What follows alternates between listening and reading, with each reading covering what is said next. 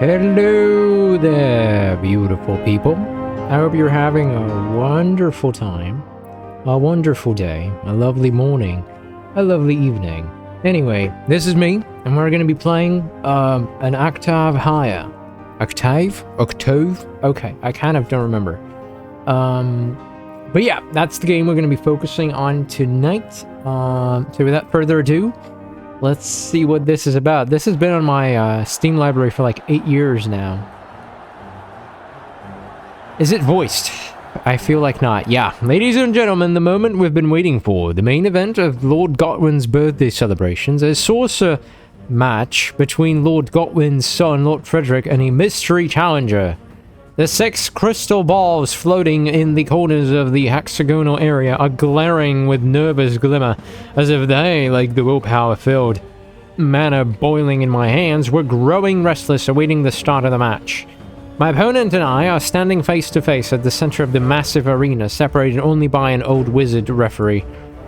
The stadium was luxurious, like a ballroom on a massive scale. Thousands of people could be seated in rows of seats, stretching all the way up to the ceiling, as far from the arena floor as the west wall from the east. It was from the east. Still, when the announcer's voice rang out, it didn't fail to reach the ears of even the furthest spectator. He's using amplify magic on his voice, of course. Contestants, are you ready?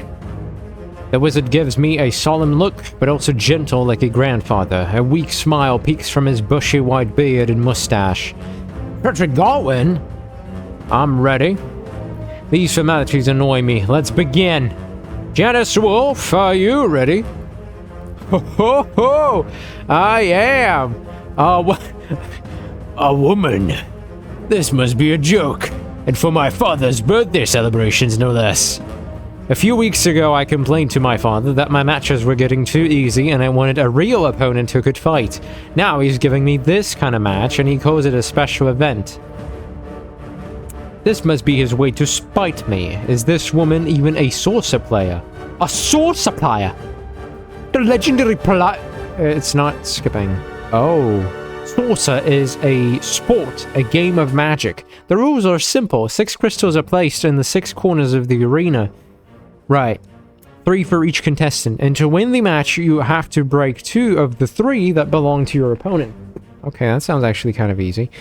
One sec, let me fix something real quick. Yeah, but this should do the trick. Alright, this is a lot better. Oh my god, this is so much better. Oh, space key removes the overlay. So how do you... Is this autoplay? Save load, hide text. Settings. Display full screen, text speed normal, music volume, sound effects volume.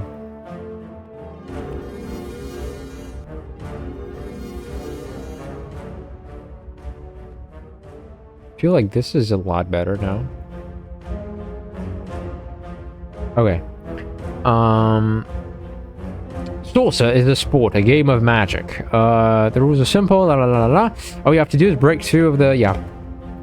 This is the fun of the game. Because your opponent only needs to break 2 of your crystals to win, you can't just camp in front of 1 crystal and guard it. You have to keep moving and use strategy. Right. An experienced sorcerer wastes no time in formulating a strategy. Even before the match begins, they observe their surroundings, watch their opponent, and decide on their opening move. For example, I'm gathering willpower. That should tell my opponent that I will cast some sort of earth magic spell, so they have to prepare their own spell that's appropriate to counter it. This woman, she is as stiff as a statue. She's not readying any magic. Her eyes just gaze into me. It's strange. Her eyes don't communicate aggression. They're not murderous, but her eyes seem empty, like she wasn't seeing anything. But she was. She was seeing everything. Then let's begin! The orchestra begins to play furiously as soon as the wizard signals the start of the match. I am upset that my father is making me play against this woman I have never even heard of, so I'll just finish this quickly. I'm in no mood for a game right now. I aim my arm at my opponent and prepare to summon a rain of rocks. But before I summon anything, an aura of faith starts emanating from her. She aims her arm at me and opens her hand wide. Her palm flashes then. A violent jet of wind bursts from her hand. I need to block this. I quickly raise my willpower-filled palm and cast my spell. Summon! Wind power! A wall of rock erupts. From the ground in front of me. The wind slams against my rock shield. The shield breaks and crumbles, but not before stopping the attack. But I'm not waiting around. As my shield crumbles, I'm running off to the side, gathering courage magic for the next volley. I feel my right forearm heating up with fiery power. But my opponent isn't idle either. She prepares to counter me with a magic spell of her own.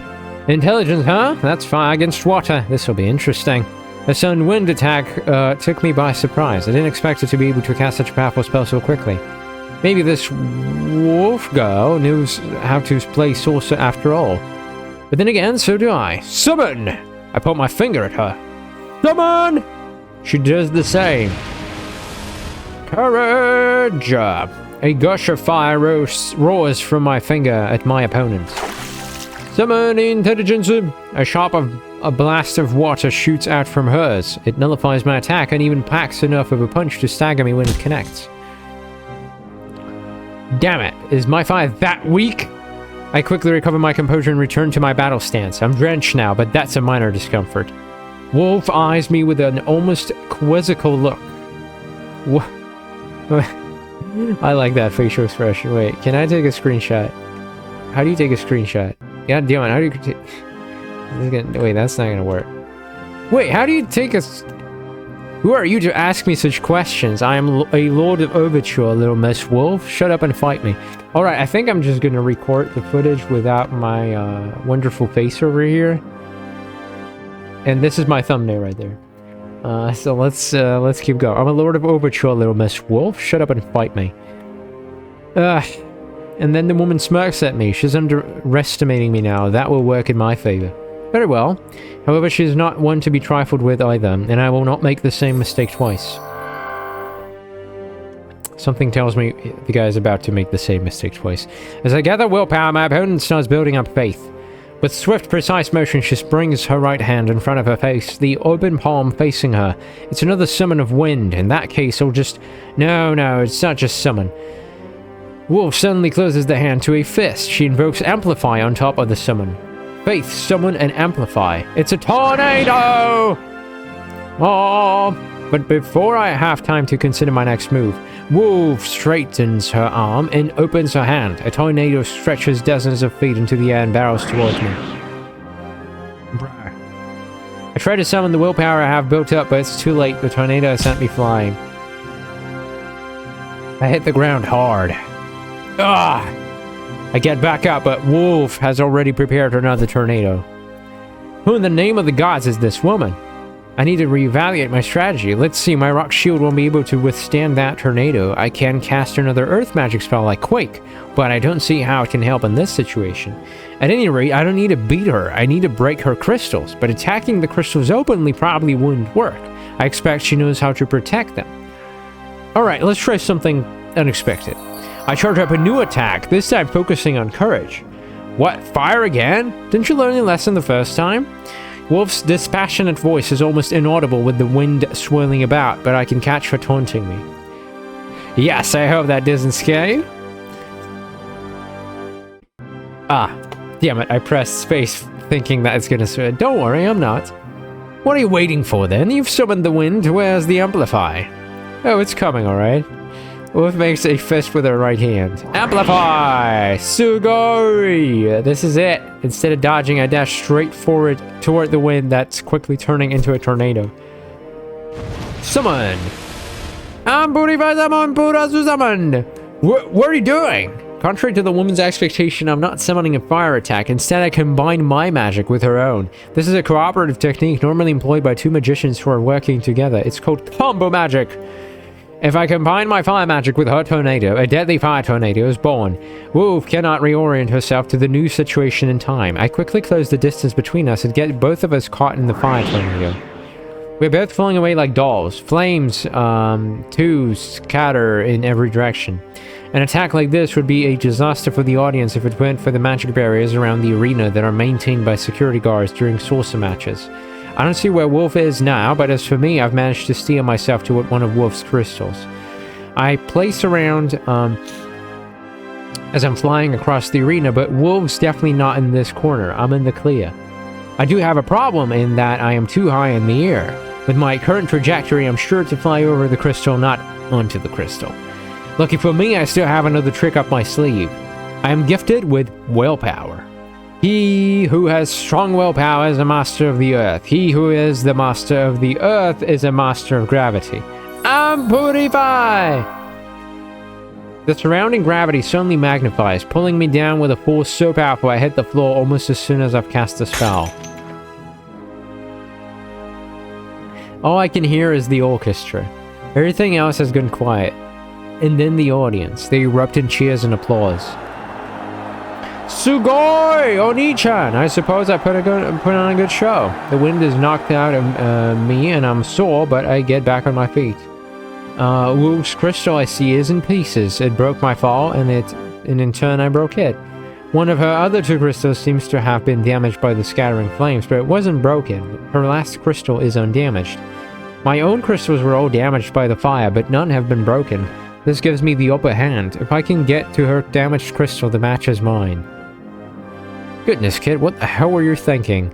That was called scoring, little lady. Sometimes you have to sacrifice yourself for a point. A little pain never hurt anyone.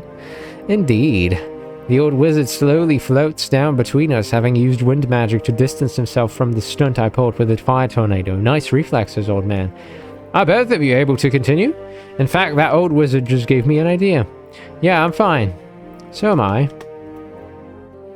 Wolf faces me again. Her gaze is cold and emotionless, like it was at the start of the match. I can't read anything on her face. It's like she's wearing a mask, except she isn't. On the contrary, it feels like she's absorbing everything about me. It's like she can read my mind, my soul. Oh, wait. Apologies. One sec.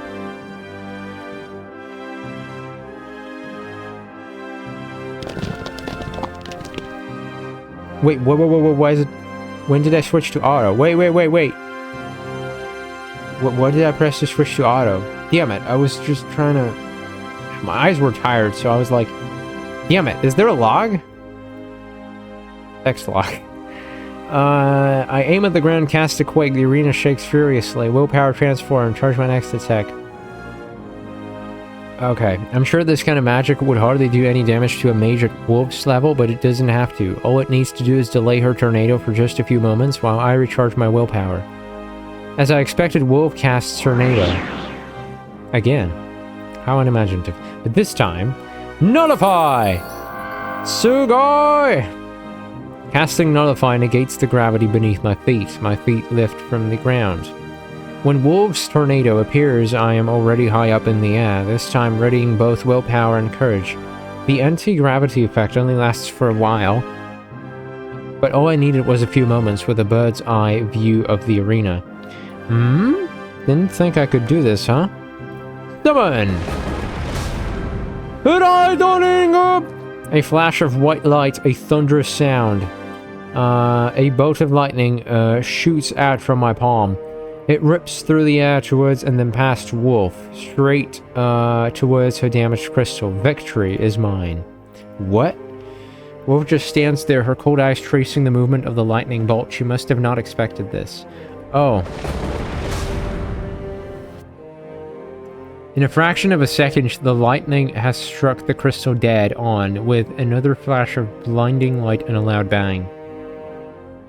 The light fades, the thunder dissipates, and I hit the ground with an unceremonious thud. Ignoring the pain, I force myself to stand up in order to accept victory from the referee. However, the referee hasn't moved. I look at the crystal and see that it's only slightly more cracked than before. What? Bakana! Wolf is still gaping at her damaged crystal. She seems almost as surprised as me. It's almost as if she were admiring what I just did. I strain my posture and hear most of my joints crack. My muscles are burning. Well, I can just do it again. That was lucky. Sometimes these things happen, but the next bolt will shatter your crystal without fail. What are you gonna do, eh? Wolf looks at me, again with that cold stare and those empty eyes. She is going to lose the match, but she doesn't look worried. She doesn't look interested in the crystal as much as me. She is giving me the impression that the sorcerer match is beneath her. Who is this woman? Her gaze is off-putting. How can you keep so calm during saucer?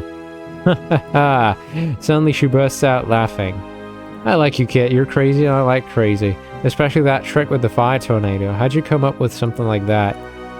Sorcerer is surprisingly amusing, I have to admit. Just as I thought, she's not a sorcerer player. Throughout the match, she has never once tried to score. She just defends herself and attacks me. What is she? So what are you going to do now? Tornado again? Water magic? I bet you're running out of tricks. She smirks at me. Tricks, kid. I don't use tricks. The only trick you need to know is to survive in this world is how to cheat death. Holy shit. I hate philosophy. I hate being talked to like I'm a child, and I hate being tricked. Well, if you're wasting my time, I suspected you weren't a sorcerer from the very beginning. Let's dispense with the charades. Use everything you've got on me. Come on, come on. I won't be satisfied otherwise. Everything I've got? Everything you've got. Wolf falls silent. Her amused expression disappears, replaced with the now familiar cold, empty-eyed face again. Be careful what you wish for, my lord. Wolf stretches her arms and legs out wide. In her right hand, she gathers courage and left willpower. Nani! This is unusual. Hasn't she been using faith? She should only have two masteries, but she used intelligence before when she summoned water. Summon! Her right hand turns bright with red light. Summon! Now her left hand turns bright with yellow light. This isn't... Bargain! She's preparing to cast two different magic spells at the same time! Wait, no! She was using combo magic like before, but by herself? Isn't that cheating? Is it even possible? Amplify! Wolf makes a fist with her right hand.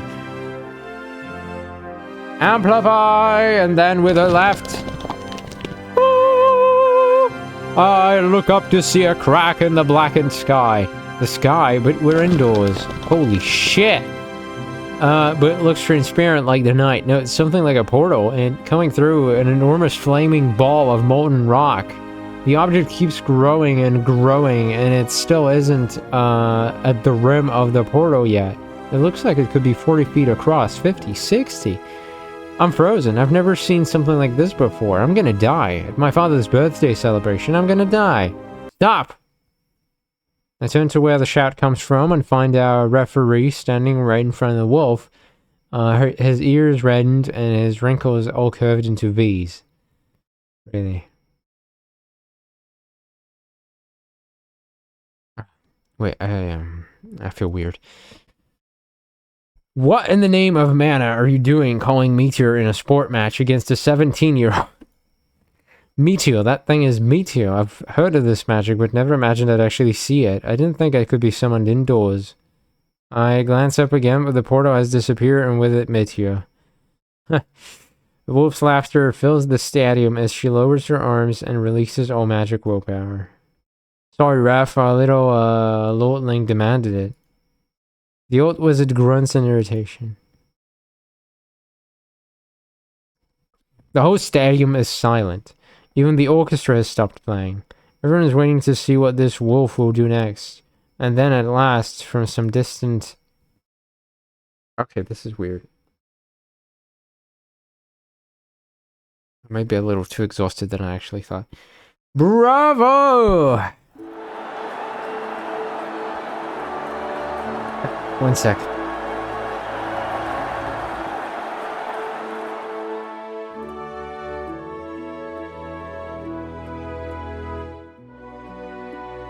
Maybe this is gonna help a little.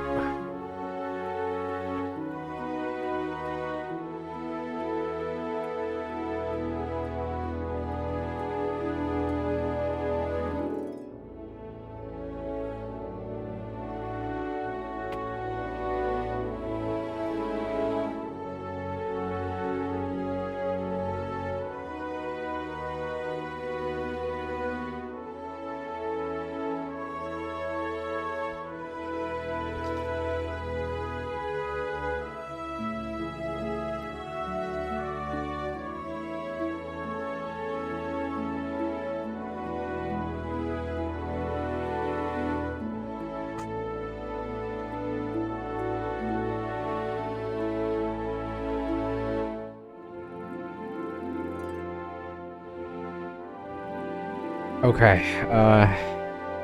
I'm sort of back. Too bad the water is too hot. Alright, this is a little more bearable, I guess. I believe I speak for everyone when I say that we've all been treated to a superbly exciting show. I suppose so. Alright, Dragoon Commander Janice Wolfe, with her incredibly powerful offensive magic, and Frederick Godwin, who impressively held his own against all odds, ladies and gentlemen. Oh, that's right, referee. What's the status of the match? The old wizard stays silent until the audience quiets down. I declare this match over. We'll call it for whoever has the most points. And that's the prince, or whatever's this guy's name. He turns and glances about the arena. Wolf, 1 broken crystal. Godwin, no broken crystals. Frederick Godwin is the winner. I guess. The audience erupts. They shout, Frederick, Frederick, and clap like drunken monkeys. You did a good job, Kit. You were sloppy, but I'm surprised it lasted as long as you did. Not bad at all. I'm in a daze and can neither respond to Wolf's congratulations or the announcer's questions when he comes for a post-game interview. Soon, they both leave. I soon leave as well, though I really can't say how much time passes before I start to make my way out. Is there like a button I can use to... I don't want to use my mouse for this. Oh? Outside the hexagon, my father is waiting for me. I can see the look on his face that he isn't as excited as the rest of the people in the stadium. What kind of fighting was that? I won. Indeed, I've seen many battles, both inside the arena and out. I would not call tonight's match a victory. Sorcerers won according to points. Oh, fuck. No. Ah! Wait. According to points, not damage incurred. Did I not do you proud on your birthday?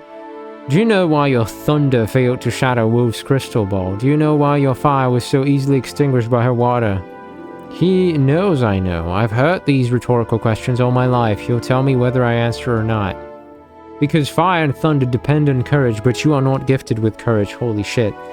Daddy, stop burning me. Your strongest magical traits are willpower and compassion. Why don't you ever use compassion-based magic? Heal is an infinitely useful spell. It's certainly much a better choice than fire and thunder, for heaven's sake. If you would just play the game slowly, healing yourself when you had to, you could have made the match into a battle of endurance. In such contests, he who has compassion has the advantage. You could have beaten Wolf if you used your head. I could have beaten her. Are you fucking kidding me, bruh? Because, you know... If someone drops a freaking meteor on my head, right? I don't think I can heal through that. I mean, even if my compassion is pretty high, that meteor is doing its job, you know what I mean? I could have beaten her, in other words, I didn't. Compassion is useless. I'm doing just fine with courage, and I did beat her. Oh, is that so? My father's face makes a pitying smile. What about Wolf? She was using faith and intelligence in the beginning, but that meteor was willpower and courage. Janice Wolfe is the commander of a police special forces unit, has been in countless battles, real battles, for more than a decade. Her gifted traits are willpower and courage, but she can wield all magic with deadly force. A special forces commander, well, that explains many things. So her gifted traits are willpower and courage, but she was going to only use wind and water magic on me. She was playing with me. I need to get out of here. I storm out of Sorcerer Stadium through the departing spectators. Lord Frederick, best fight I ever saw. Unbelievable, Lord Frederick. You beat a Dragoon commander. The fire tornado strategy was brilliant. This match was historic. Lord Frederick, you'll be a great mage someday. Their words are meaningless. What does a lord care for the opinions of those below him? Peasants and bastards, the whole damn lot of them. Namaikina Kozumega. Washiga Skaterue. Oh? We get the opening sequence. An octave higher. Octave higher? Fuck, how do you... What is the correct one? I'm gonna go with octave higher. Sounds a lot more noble.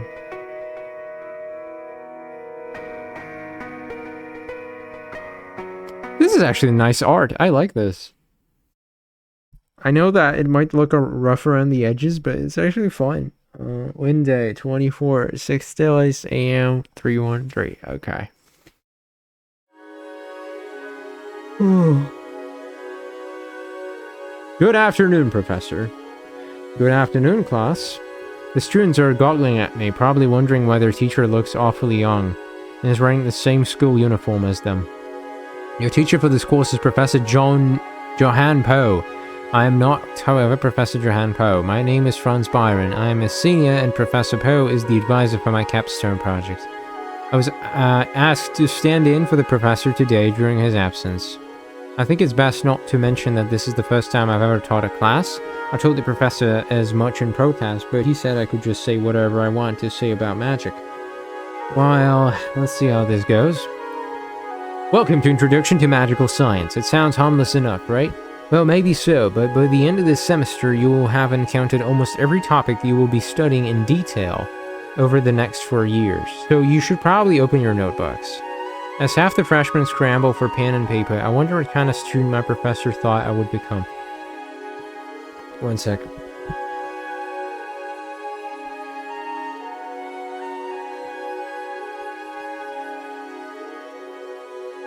These days I'm regarded as being... Can you scroll? You cannot scroll. Okay, let's try that again. These days I'm being regarded as being very analytical, but how much of that was due to my own effort and how much was due to the gauntlet that is Introduction to Magical Suffering, as we used to call it. Just like 3 months ago, these freshmen were still middle school students, oblivious to the woes and worries of the world. 4 short years ago, I was the same as them. Well, they knew what they were getting themselves into when they decided to study the science of magic in a conservatoire. The class is finally quieted down. It's time to start my first lesson. So, magic. I'm sure everyone here has used it before. As long as you have a bit of mana in you, you can use magic. You in the front row? I choose a girl at random. So when was the first time you cast a spell? I think when I was 7, I touched the wick of a candle and it started burning. Congratulations, you're normal. Some freshmen are giggling even though I wasn't actually trying to be funny. Most people unconsciously start using magic as a child and learn to control it as they grow up. But although you can use magic now, you probably don't know how you're able to do that, or why some of you are good with fire magic while some others are better with water magic. Or why you can sometimes cast a particular spell but have no idea how to do it again. Well, what we call the science of magic is kind of the roadmap that we've made that will help you better understand these things. Sure. I stop and observe the freshmen. They seem interested enough in the subject. Well, maybe. Now that I'm up here, it really is hard to tell who's genuinely interested or staring right through me. As you all know, there are 5 magical traits that a human can have. Oh, by the way, let me fix something real quick.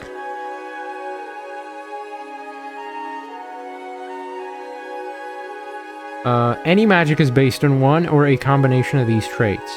For example, water magic is based on intelligence. In addition, there are 4 types of magical abilities that can act on those 5 traits. They're Summon, Amplify, Nullify, and Transform.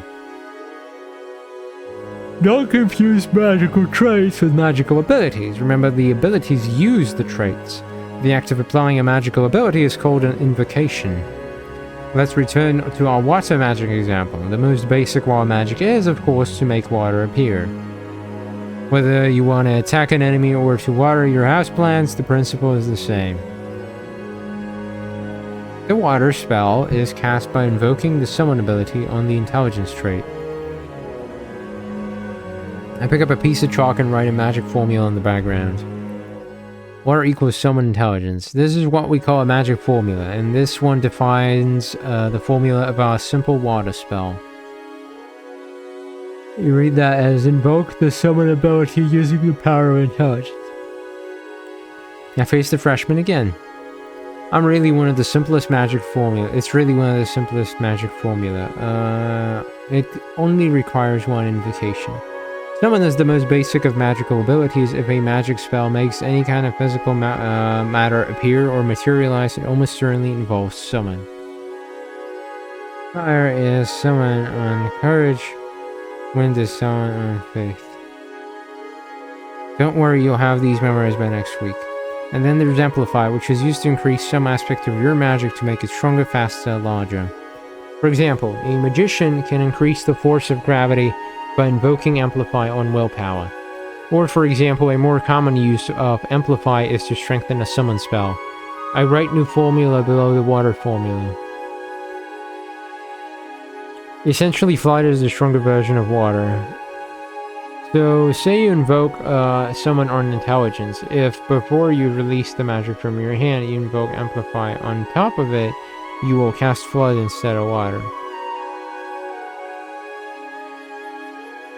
Well, I'm sure all this sounds simple, but in practice, chaining two different abilities together like this is considered a high-level technique. The girl I spoke to earlier raises her hand. I've always assumed that the strongest version of water is ice. A common misconception, ice is in fact a much more complex magic spell. It is something we call combination magic, or combo magic, because it involves more than one trait. To cast ice, you have to combine water, which is based on intelligence, and freeze, which is based on courage. Why is freeze based on courage? I erase the blackboard and write the magic formula of ice. As you can see from the formula, there are two invocations that are combined to cast the spell. Oh, and nullify is just the opposite of amplify, if you were wondering. It makes something become less. Some of the freshmen look confused. Well guys, no pain, no gain. If this formula looks complicated, take a look at this. If you wanted to make your ice spell even stronger... Or if ice storm wasn't good enough for you, there's always blizzard. Okay, I see. The freshmen look grim as I put down the chalk. Some of them might be having second thoughts about taking magical science as their major. Don't panic, it's really not that complicated once you understand the basics. The sound of the bell has an effect on the freshmen, akin to a revive spell. That's not too far off the mark. Come to think of it, the sound of the bell is produced by a magic machine that summons wind to ring a small bell, and then amplifies the resulting sound wave. Oh, that's right. I didn't even mention magic machines. The study of magic machines belongs to the magical engineering department, but us magical scientists are expected to understand the basic principles of their design and function. Well, I'll leave that to Professor Poe, assuming he doesn't make me do this again. I followed the freshmen out of the classroom. I'm as happy as they are that the lessons ended. I'm really not cut out for teaching, I think. I know that Professor Poe is busy preparing for the symposium tomorrow, but how could he just push this job onto me? What did he see in me? Speaking of the symposium, I remember...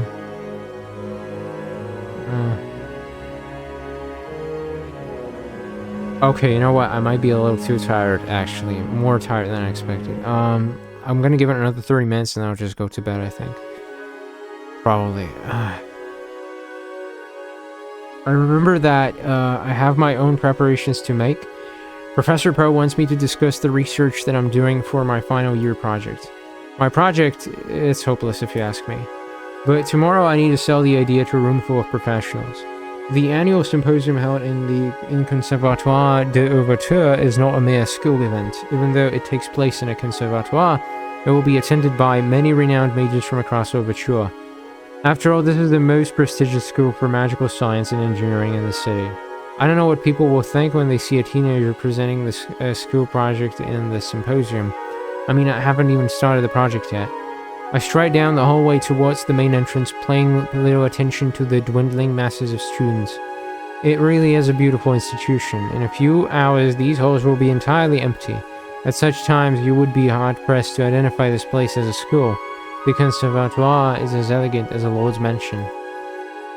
I reorganized some of my classmates in the hallway. I'm not close enough with any of them to bother with greetings and such niceties. Well, that's hardly surprising. We're just strangers who happen to be sharing the same road in life. After this year, we'll go our own separate ways. Hey, Franz. Well, here comes an outlier. I turn in the direction of the cheerful female voice. Franz, where have you been? I thought you didn't have classes in the afternoon today. I know I said that I'm not close to most students here, but there are exceptions.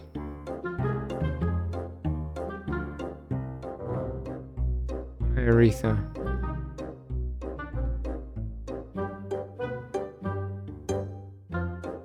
Hi, Aretha. Have you been looking for me?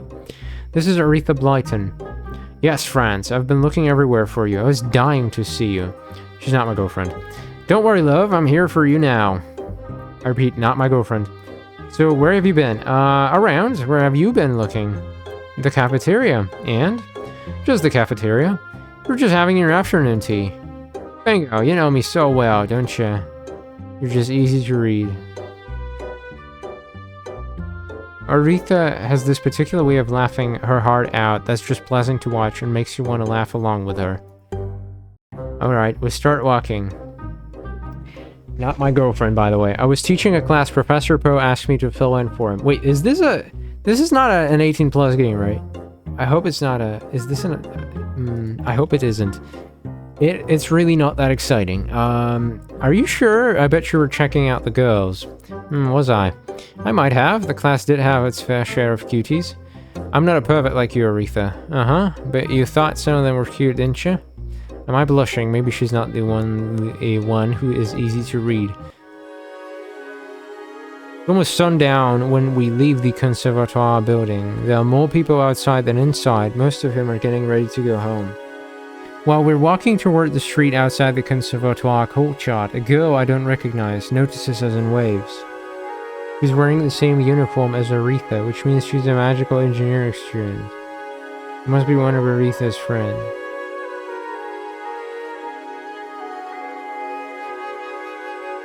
Hey! Aretha greets the girl. Hi, Aretha, going home? No, Franz was just taking me out on a date. Aretha makes wild gestures to suggest how romantic this all is. I was. Aretha drops her facade in a hurry. Actually, yes, I'm going home. Oh, gods, are you kidding me? The girl chuckles at Aretha's little joke and they start chatting. Aretha certainly has social skills. She is the kind of person who can make friends naturally with almost anyone. Sometimes I wish I could too, but then again... Okay, bye then. See you tomorrow, Aretha. The girl turns to me. Bye, Franz. Bye. The girl walks away after saying her goodbyes. Do I know her? I asked Aretha. Maybe. Wouldn't you remember someone you've met? Not at all. I often meet people whom I don't know, but who seem to know me. This is why I don't have many friends. Oh, maybe she knows you because you're famous. Am I famous? Aren't you the top student in the Department of Magical Science? There's no denying that my intelligence has helped me earn good grades. I may or may not have been named with that at one time. These days, though, it's more likely that Professor Poe's and my research project that's causing a buzz. Which is what? Outside the conservatoire, the street is crowded with people who have just finished work and are jostling to go home. Aretha and I cross the street to a crowded omnibus stop. We get in line behind a dozen other people. Aretha stands in front of me. Isn't the line a little too long? She turns back to face me. Can't be helped, it's rush hour. She can't deny. Across the street, just outside the conservatoire, I see a student picked up by a professional chauffeur in a carriage. He gets into the carriage and plumps down in the back seat while the driver sits in front.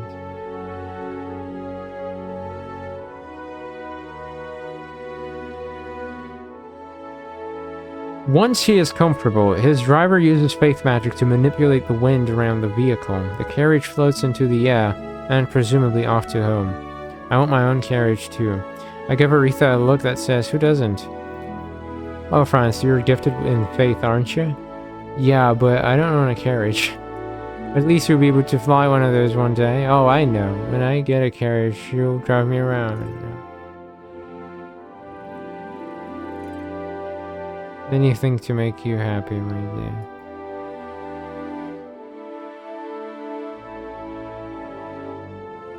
Then you'll buy me a carriage.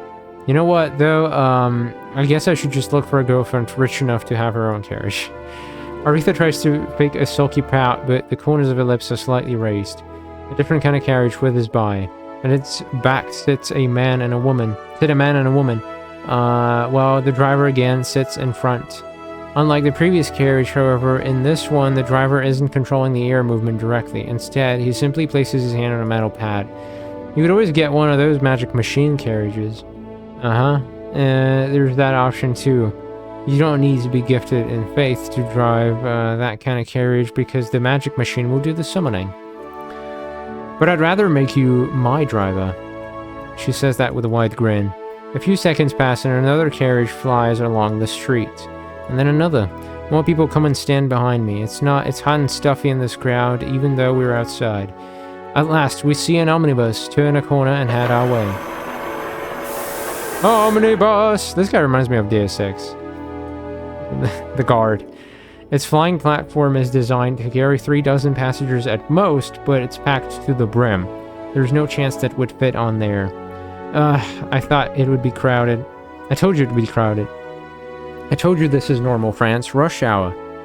Aretha is right. At this hour, the omnibus is always full of proles. The proletariat coming home from the factory. Getting Soviet vibes here, huh? I don't feel like I feel like Death Stranding here. Let's just go. You're very snobby for someone who can't afford a carriage. I have nothing against proles. I just don't find the idea of standing on a bus platform with more than 46 other people terribly exciting. You have the attitude of an aristocrat. I don't know whether it's good or bad. Fake it till you make it, right? We head in the direction of an aristocratic neighborhood. The pros don't commute through that area, so the omnibus won't be as crowded. I look up and see that dimming orange of the western sky. The sun has just now set. As the city darkens, a man in a uniform walks to a nearby pole on the sidewalk. When he gets there, he raises his hand and points to the top of the pole. A ball of amber light appears and hovers a few inches above the pole, illuminating its surrounding area. So it goes across Overture every night. That worker is one of the illuminators employed by the government to brighten the city streets. If you catch the right omnibus at rush hour, you can see the results of hundreds of these illuminators' efforts. Overture slowly starts to twinkle as you glide over the city. The city's modern look and its clean, almost shiny, multi-storied buildings and brick-paved streets are teeming with flying carriages. There are magicians everywhere, and magic machines are installed on every street corner. Overture is glorious, not just the city of magic, the city of magic. It's getting late, we should walk faster. Aretha pulls out her chronometer and checks the time. The air inside the chronometer is continuously in motion to keep the minute hand and the weight to hour hand rotating. These hands stay accurate all day as long as the chronometer is charged with mana every morning. She puts the metal timepiece back inside her pocket. So since you're in magical engineering, I guess your final year project is related to magical machines? Aretha's eyes seem to sparkle at the mention of her final project. Of course, I already have a title for it, Application of Binary Logic and Arithmetic in Magic Machines. What? Application of Binary Logic and Arithmetic in Magic Machines. Well, she's basically gonna invent, transistors. She recited the title in a single breath. Yeah, I heard you the first time, but what the heck is that?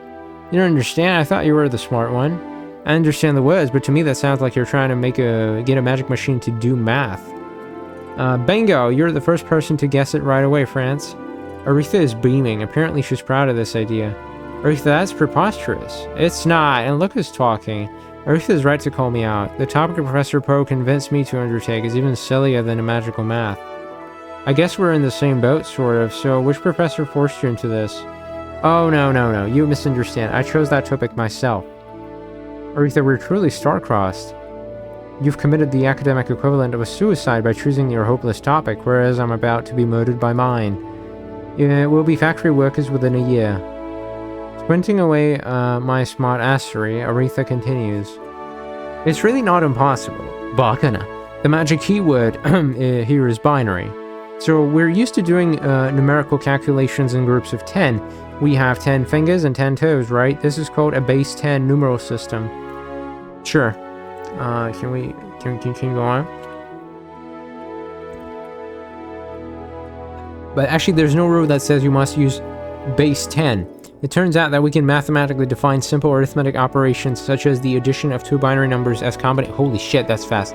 In order to succeed with my final project, all I have to do is figure out how to implement these. Oh, come on! Well, I sort of get it. I think I'll be able to do that by manipulating the flow of fire and water. If I can make fire represent a true value and water represent a false... Yeah, she's basically making a magical PC. Then I have two values, a binary system. You do realize I'm a magical scientist, right? We don't think in numbers. Listen, France, what I'm saying is I may be able to make a calculator machine powered by magic. That sentence doesn't make sense. Oh, that's okay. You'll come to understand my genius someday. I don't tell her this, but if Aretha is confident about her project, it's probably going to be a success. It's easy to forget because of what a whimsical character she is, but Aretha is a very intelligent person, and when she puts her mind on something, she has the willpower to see it through to the end.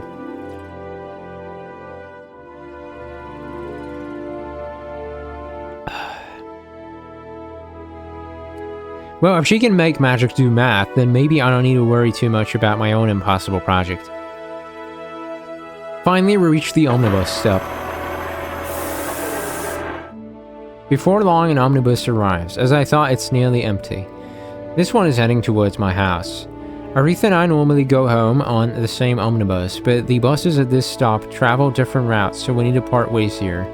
Well, take care. Say hello to Dr. Blyden for me. Will do. See you tomorrow. She waves me goodbye before stepping onto the omnibus. As her omnibus pulls away, I take a deep breath and look around. This neighborhood is slightly nicer than my own. It would be nice to own a house in a place like this someday. A young man rounds a corner off in the distance. Even from here I can see that he is dressed magnificently. But the only reason I notice him is from his stride. He looks angry. Oh, would you look at that. It's quite unusual to see a man of such high social standing walking alone on the street. Usually they don't bother to walk anywhere since they have their own chauffeurs.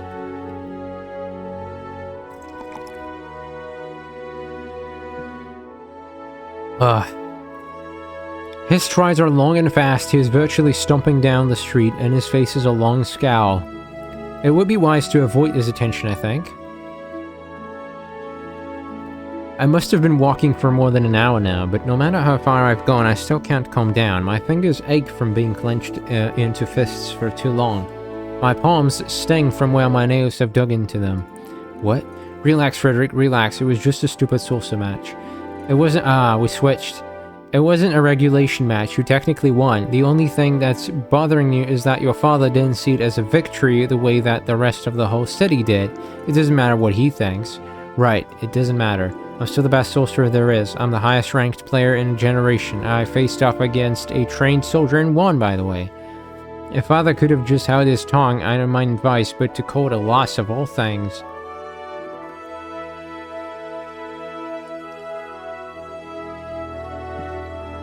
Oh, I had to take this. It was just a stupid salsa match. It does not matter. It does not matter. It does not. Like hell it doesn't. I am gonna bury that whole whore next time. Janice Wolf, mark my words, woman. I will remember you. I will not forget this insult. Humiliation for you, not for me. Holy shit, this guy's got issues. And that meteor spell. Of course I would have flattened her with meteor if I could have ever studied the technique, but that it weren't banned by regulation. Rose woman, it was a salsa match.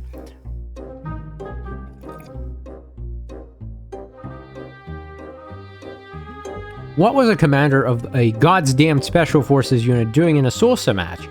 Father did this to spite me, I know it. I thought I would make him happy by performing for his birthday celebration, but apparently he only wanted to humiliate me for his own entertainment. The pavement under my feet is sticky. The ball of light above that pole glares too much. The sound of music coming out of the cafe across the street is off-key. That omnibus pulled up to the stop too steeply, and that conservatoire student getting on the omnibus looks like a blundering idiot. What the hell is it with all these damned people pissing me off? Alright. Yatsatari da na, if that's what you call it in Japanese. I just keep going wherever my feet take me. Occasionally people stare at me, but I manage to ignore them. What, have they never seen a lord before? But I stop, something occurs to me. I try to take in my surroundings, but there's barely anything to take in. I am practically standing on dirt. The ground grinds beneath my feet. I can feel it when I walk. There are no balls of light that illuminate this alley. If it wasn't for the oil lamps hung widely apart on the wall, this area would be utterly dark. There are no flying carriages, there are no omnibuses. Alright, I see. The slums. Welcome.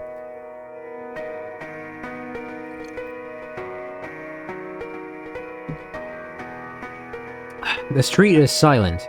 Only little murmurs from people nearby can be faintly heard. The people around me are wearing clothes that aren't fit for modern civilization. I am not an overture anymore, at least not... Is this a fucking isekai story? Something feels wrong here. I should turn around and go back to the city, back out to my father's mansion. But I don't turn back. Frederick Gotland doesn't turn back for anything. Because of course. I start walking again, now more conscious of where I'm going. I am, after all, treading on foreign land. Wherever I walk, people's heads turn. No doubt they have never seen a lord before up close. A little boy tries to approach me, but his mother quickly stops him. They're both dressed in little more than rags. Finally, I understand what that feeling of wrongness was. It wasn't the filth or the darkness. It was something much more fundamental than that. There's no magic here. None of these people use magic. There are no magic machines in sight. What's going on here? I've never felt so out of place before. Look, it's an aristocrat. Though there are people murmuring all around, this comment was said loud enough for me to hear. It was intentional. I stop and turn. Wait, I thought you never turn or something. So is this going to be the proletariat fighting the magician bastards? The man who just, who owned the, what do you call that? The means of, wait, what did he call that, damn it? The means of production, I think? The man who just spoke is dressed somewhat differently from the others. I wouldn't say he's dressed better than anyone else, but somehow he stands out.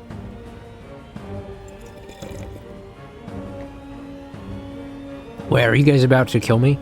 He's wearing a uniform of some kind. Another man in similar outfit stands before him watching me. The two men come nearer to me. The man speaks again. Hey kid, what are you doing in this place? Are you lost? I look down at the man. Who is he to question me? Gutsy bourgeois. Hasn't anyone told you not to wander into prose areas? Have you ever heard of Libertad? They don't like bourgeoisies like you.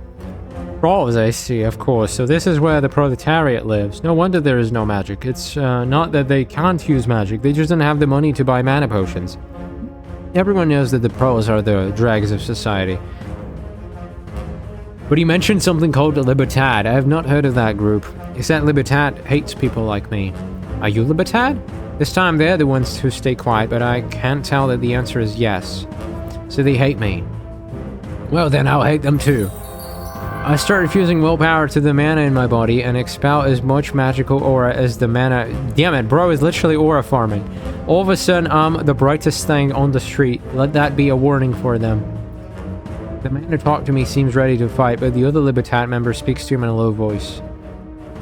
Damn, this guy looks like a protagonist of this game. Not here, there are people everywhere. Heeding his friend's words, the first man relaxes his posture, though his glare remains fierce. Understood. He walks away, clicking his tongue. The second man tries to stare me down for a second. His eyes seem to carry higher authority than the first man's, and then he too turns around and follows his friend. Tomodachi janai kamoshiranai. I watch the two of them head into an alley. Soon they're enveloped in the shadows of the close-packed buildings, and I can't see them anymore. Ignoring the pro's increasingly audible whispers, I continue walking along the dimly lit street. Before my encounter with Libertad, the pros were looking at me curiously. Now they turn their heads away or cast their eyes down whenever I walk near. I try not to look at them either, keeping my eyes on the path ahead. I am not afraid of anyone, but I also don't want to cause a scene needlessly. After a few blocks, I come across a narrow space between two buildings. It is only wide enough for one person to walk through, and is almost completely black in here. Oh, this does not bode well. However, there's light coming from the far end of the alley. With it comes the sounds of people laughing and singing.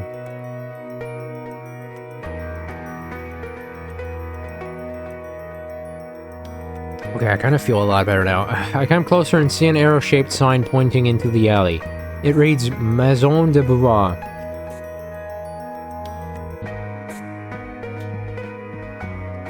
We might do a long stream now. I don't know. We'll see. Since I don't see anything more interesting around, I enter the alley and look for this maison. Not only is the alley dark, it also stinks. It's hard to believe that there's a place like this in Overture, mere miles from where my family lives. I stumble over an old man sleeping in the alley. He's virtually cocooned in rags and trash, and rattles off some bewildered moans as I walk over him.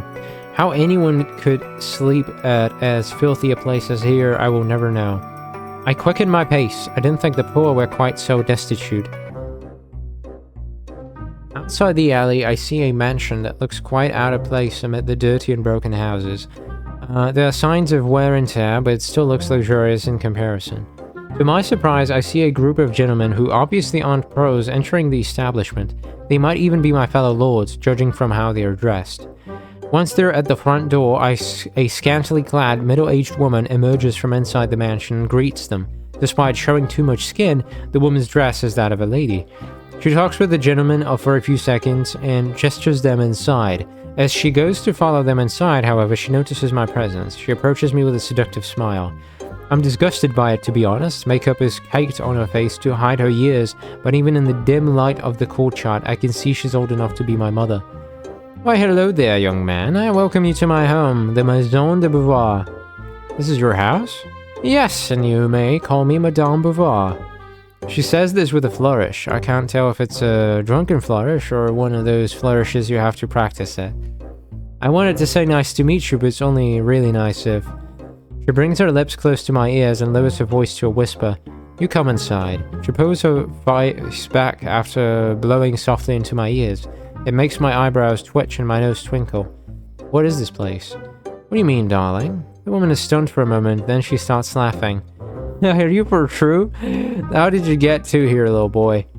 She stops laughing, stares at me sharply, and whispers again in her broken but not unpleasant accent. You want to know what kind of place is my house, do you know? I don't answer her because I feel like she's mocking me. Besides, I'm starting to get an idea. It's where we turn little boys like you into real men. Ooh. She gestures at me with her shoulders and flashes a naughty smile. Some people might call it sexy. I wouldn't. So, you wanna come in? No, not interested. I try to leave, but the madame grabs my wrist. Oh no, you haven't even come in and seen the other girls. Don't worry, young little lord. I have all kinds of girls in my maison. Some of them will suit your high taste, I promise. She's a very insistent saleswoman. I've got to admit that it's rather tempting to just go in and look around. But no, after tonight, I need to be more disciplined, not less. I'm not going to spend any time with these filthy whores. Okay. Besides, the gentlemen I saw earlier looked like they might be lords. If my father should hear about my being here, he would put me in a seminary in the neighboring kingdom in a heartbeat. No, now get your hand off me, woman. Oh, that's too bad, but why don't you take this? She hands me a tiny piece of paper, so you can find your way back here someday, huh? She saunters back to the door. Before going inside, she turns and blows me a kiss. I deign to wave back. The kiss was disgusting, to be honest. After she's gone, I just stand staring at the maison. The street outside is brightened by the light seeping out of maison's windows, and made lively by the sounds of women coming from inside. There's laughing, shouting, moaning. The maison's address is scribbled on the paper the woman gave me. I wouldn't ever come back here, but I put the paper inside my pocket anyway. This town can't afford to be even dirtier than it already is. The sky is black now. The moon and the stars aren't visible from where I'm standing. There's only blackness. Strange enough, there's a certain grandness one can feel from the pure blackness. It looks majestic. The dark sky reminds me how late it is. It is time I went home. Just as I turn away to leave, however, my eyes fall on an angel. Huh? A very lovely girl strolls through this unseemly street as if it were the most natural thing in the world. She smiles with an ease that makes her seem brighter than all the lights in Maison. Oh right, the guy fell in love. Her delicate hand plays lightly with the small braid of hair running behind her right ear. Wait, isn't she the cover girl? She's the cover girl of the game on Steam. Is this girl also work at Maison? Isn't she a little young? Besides, she isn't dressed like a harlot. But there are no other reasons for a young girl to visit a place like this. Maybe she's just passing through. Or maybe she just enjoys an occasional carnal pleasure. Maybe she's one of the clients.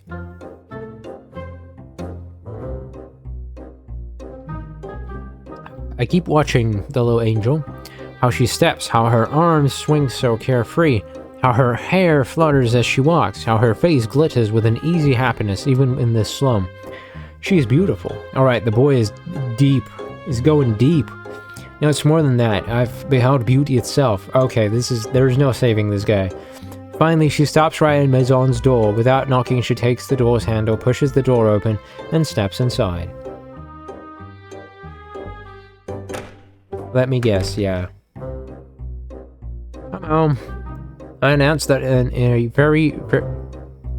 What? Oh, right. So now we are that girl. Okay. Saying I'm ho is a habit I've had. Tadaima, I've had since I lived in Japan. Since I was still a little kid in Japan, right? But I don't really like saying it in this particular house. Yeah, help me! A young woman runs across the lobby screaming. She's naked. What the fuck? I'm gonna get you! And then a man twice her age runs after her. He's naked too, of course. I don't know what kind of role-playing they're doing today. I won't be asking. Oh, Elise, you're back. How was your work? I tend to see the woman who called my name. It's Madame Bouvoir. Oh, you know, same as usual.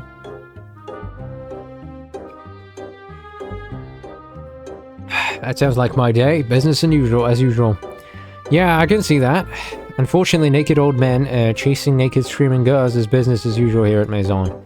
Madame Bouvoir gives me a smile and then prances over to attend to a group of aristocrats.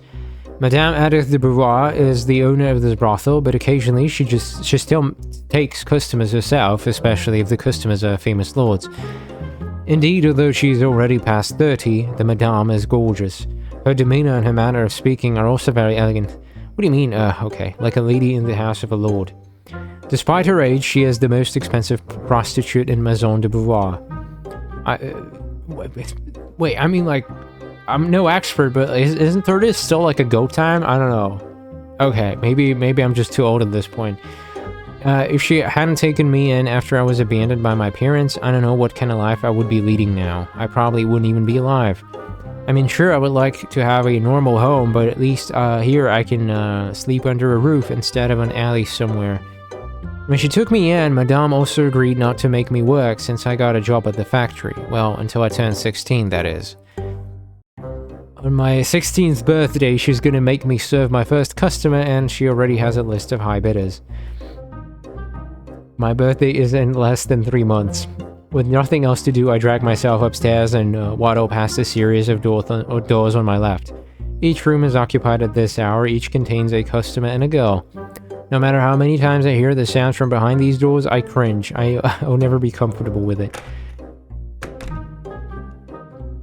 A door opens in front of me. The young, naked, screaming woman from before comes out of the room. Now, though she isn't naked and she isn't screaming, it's a nice change of pace for her. What the fuck? She's cut. Hi, where did the man go? Oh, he had to leave through the window because the Dementors were coming. The what? What? Is this a Harry Potter thing? The who? It's part of our roleplay, never mind. I'm also wondering how she emerged from a room on the second floor when I last saw her running across the lobby, but no, I won't ask. She leans on the wall, looking up at the ceiling. She mutters something with a sigh. She looks exhausted. Sleeping without Jesus is one thing, but being chased around the house naked is really taking a toll on me. You have no idea how easy it is to slip on these floors if you're not wearing any shoes. Why do you keep servicing him then? With her hat still turned up, she glances at me and answers matter-of-factly, because his tip is bigger than his cock. Damn. Aha. I look down and notice that her dress is torn. Blood is dripping from a small cut on her skin. Oh, you're bleeding. Yeah, he got a little aggressive back there. Like, okay, sure. I bring my right hand to her wound. A small benefit of working at the factory is that I get to drink mana potions every day. What? Most of it is spent by the end of the work shift, but sometimes I get to go home with a little mana remaining in my body. Today is one of those days. I focus on compassion while my last bit of mana starts accumulating in my hand. Transform! Transformers! Robots in the sky! There's a soft glow of light around her wound, and when it fades, there's no more cut, not even a scar. Wow, thank you, Elise. Good thing you had some mana left today. You're welcome. It didn't fix your torn dress, though. Well, magic can't fix everything, can it? Too bad, though. If magic could fix inanimate things, I could look like a princess even on my days off. Well, she looks relieved to have been healed and doesn't seem too concerned about her dress, so I'm happy. Yeah, it would be nice, right? Compassion magic only works on people, plants, and animals. The gods know I've tried curing my laundry of sweat and dirt with a cure spell, but it never works. But oh, I wonder if your magic can restore my, The what? Oh, I think I might have an idea, and I hate myself for that. She is giggling naughtily. What is she talking about? Your what? Never mind, I think I should get to my next customer. Thanks, Elise. She goes downstairs to meet a customer who has just entered the lobby. I head to my room. Soon I come upon a set of small stairs. They lead to the attic where I live. This attic is where I've been living since coming to Maison 6 years ago. It's hardly a palace, but, well, it has a bed at least, and compared to all the other rooms, it's relatively quiet and isolated. I collapse onto my bed. I should probably take a bath and change into a different set of clothes before sleeping, but right now I'm feeling very exhausted. I can still hear obscene sounds from below. Occasionally they're accompanied by annoying high-pitched laughter from young women and incoherent slurs from drunk men. In less than 3 months, I'll be joining the chorus of that annoying high-pitched laughter. I don't want to think about that right now. Right now, all I want to do is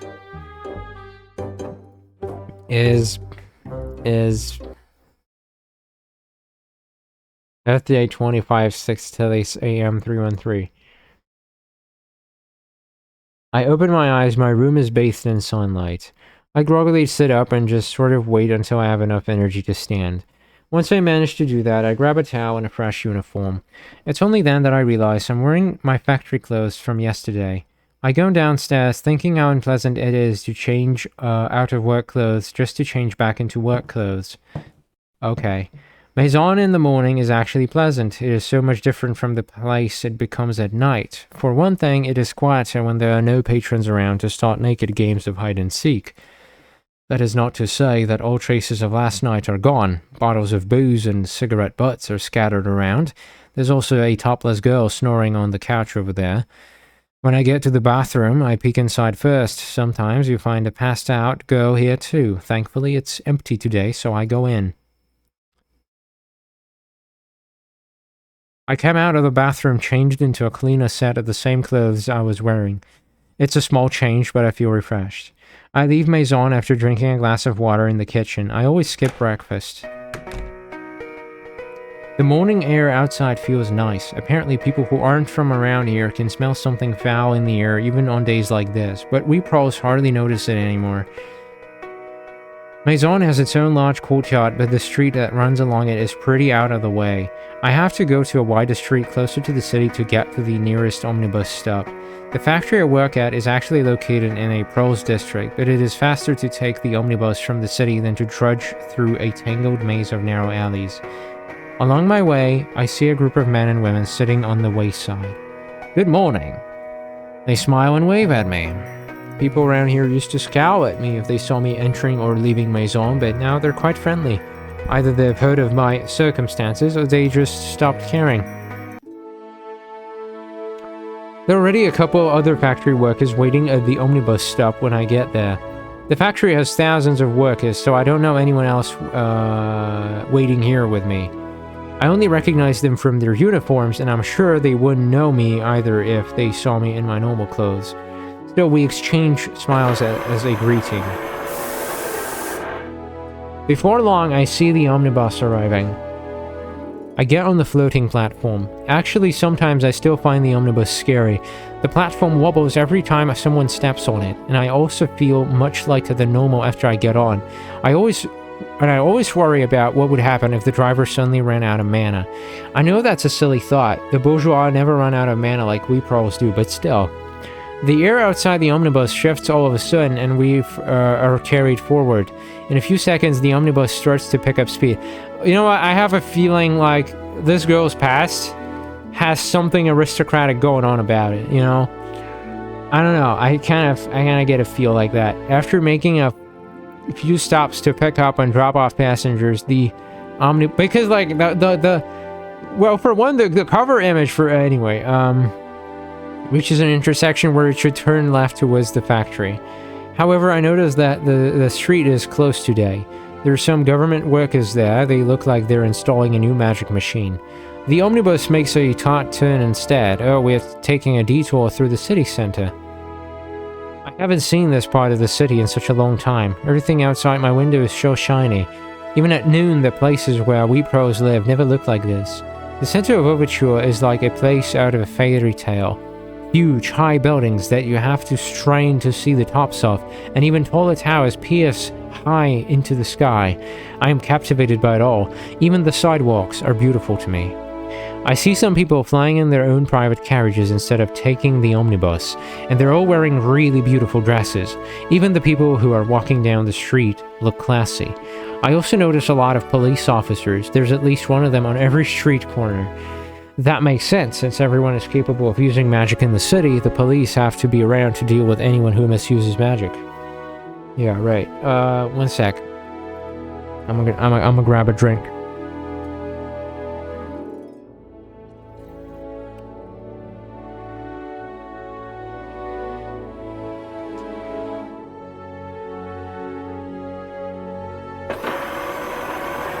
The omnibus pulls up to another stop. Some passengers get off while new passengers get on the platform. The omnibus sways as it tries to compensate for the shifting weight. My stomach doesn't feel like this at all. Among the new passengers, there's a young boy and a young girl who look slightly older than me. From the uniforms, I guess they're students.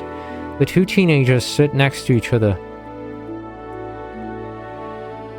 Aretha and I are taking our usual omnibus, but there's something unusual about it this morning. What's with this omnibus? Well, the driver is nullifying a bit too much gravity, but is that a problem? Not that, I was talking about the unusually large number of proles. Oh, that. The factory workers usually get off before our stop, but the main factory road is closed today. I heard they're installing a new drinking fountain. Didn't you read the news? Did you read that in the Overture Science Journal? No? Then I must not have read it. Nerd. We enjoy the commute in silence for a while, feeling the cool breeze coming from the front of the omnibus. Aretha, you mentioned nullifying gravity, right? Uh-huh. Before omnibuses were made as magic machines, they were only driven by controlling the surrounding air, weren't they? Yeah, but it was more difficult to steer because an omnibus was heavy. The driver had to have a strong faith to move an omnibus around. On the other hand, nullifying some gravity allows an omnibus to be almost as light as a personal carriage, even though it is much bigger. So why didn't traditional omnibuses use the same method as today's omnibuses? Because the driver would have had to be really skilled in both faith and willpower magic. It's not a problem now because anyone can operate magic machines even though they're not skilled in the requisite traits. For example, you're not gifted in courage, but you can still, you can use your stove at home, right? Interesting. Actually, I always wonder about that. Why can I use my stove even though I'm not gifted with courage? Huh. Aretha's eyes flare up. As a magical engineering student, she must like this topic. You know how fire is cast, of course? Well, of course, fire, summon, courage. That's very basic. That's not even a formula, for fuck's sake. Well, it is. Right, when you cast fire, you actually perform 3 separate acts. First, you focus on the courage trait. What actually happens is that a little bit of the mana in your body is infused with courage.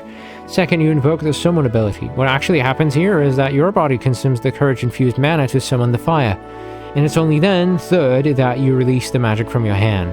Aretha pauses to make sure I understand. You know what, I never really think of these steps when casting a spell because they're done unconsciously, but I remember learning about this in IMS. You mean Introduction to Magical Suffering, right? Evidently, she remembers how I used to complain about IMS.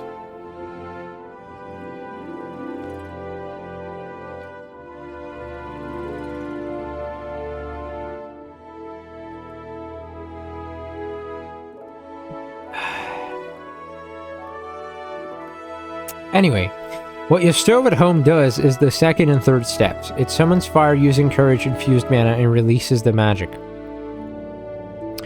But machines can't do the first step. That's what you're touching the stove and focusing on courage is for. When you touch the stove and focus on courage, your body infuses courage into a portion of your mana, and then that courage-infused mana flows into the stove. And then the stove can perform the second and third steps automatically. I stroke my chin. I've learned this before, I'm sure, but it's good to be reminded of how magic machinery works. In a very real sense, it's the basis of our modern world. So basically a magic machine takes mana that's already infused with one or more magical traits by a human and then invokes magical abilities using that mana. In other words, a machine is just a way to automate the process of invoking, summon, amplify, nullify, transform, or any combination of these magical abilities. Yeah, I think I get it. Being gifted in a magical trait means you have natural talent to invoke magical abilities on that particular magical trait. But even if you're not gifted in a trait, you can still infuse your mana with that trait. You just can't easily invoke abilities using that mana. Well, I see where this is going. However, when you use a magic machine, you don't have to invoke any magical abilities because the magic machine does it for you. Therefore, it doesn't matter what magical traits you're gifted in. Bingo, my Francis smart. Mommy is happy. Sometimes she claims to be my lover. Other times, my older sister. For some reason, today she is my mother.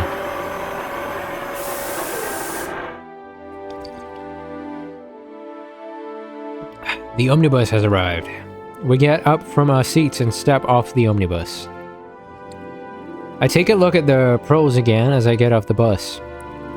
A girl is gazing lovingly at the conservatoire. I can feel a faint aura radiating from her, courageous and compassionate. Front? Coming! From the omnibus stop, we saunter across the spacious conservatoire courtyard. The courtyard is surrounded by 3 buildings on its east, west, and north sides, and is open to the street on the south. The omnibus stop is right across the street. If you drew a line from the omnibus stop to the north building's main entrance, that line would be parallel to the east and west buildings and divide the courtyard into 2 rectangles of equal size. The north building is the main building and is much larger than the other 2. If someone tells you to go to the conservatoire building without specifying which one, you can safely assume that he means the north building. It is also where most academic activities are conducted, so if you're looking for a classroom or a laboratory, that's where you should go. The west building, the smallest of the 3, is for administrative purposes, which is why it is usually only crowded at the beginning of an academic year or right before graduation. The east building is for everything else. It houses facilities that aren't directly related to magical science and engineering, such as the library, the art room, and various club rooms. Bukatsu! Oh hey, it's already the weekend tomorrow, isn't it? Tomorrow is light day, so yeah, indeed. Do you have any plans? No. Then let's go see a kinetoscope show. Kinetoscope is a relatively modern magic machine invention. It makes pictures move. It's like watching a play, but there are no actors on stage. Well, there's not even a stage, there's just a wall, and this machine projects images onto the wall from a long strip of individual pictures through a shutter. Apparently it works by continuously running the strip of pictures over a projecting light, and alternatively opening and closing the shutter. Whoops. Wait, is it just me or it's not fixed? Let me fix it. Which is controlled using the same wind magic as the one used to levitate a carriage or an omnibus, or to rotate the hour and minute hands of a chronometer.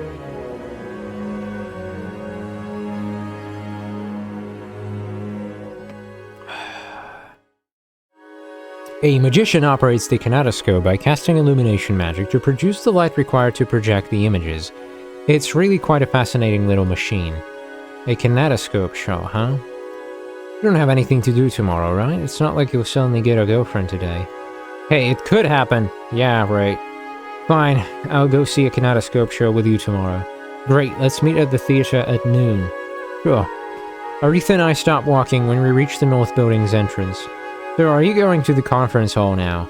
I'll look for Professor Poe before that. Okay, good luck on your presentation. Yeah.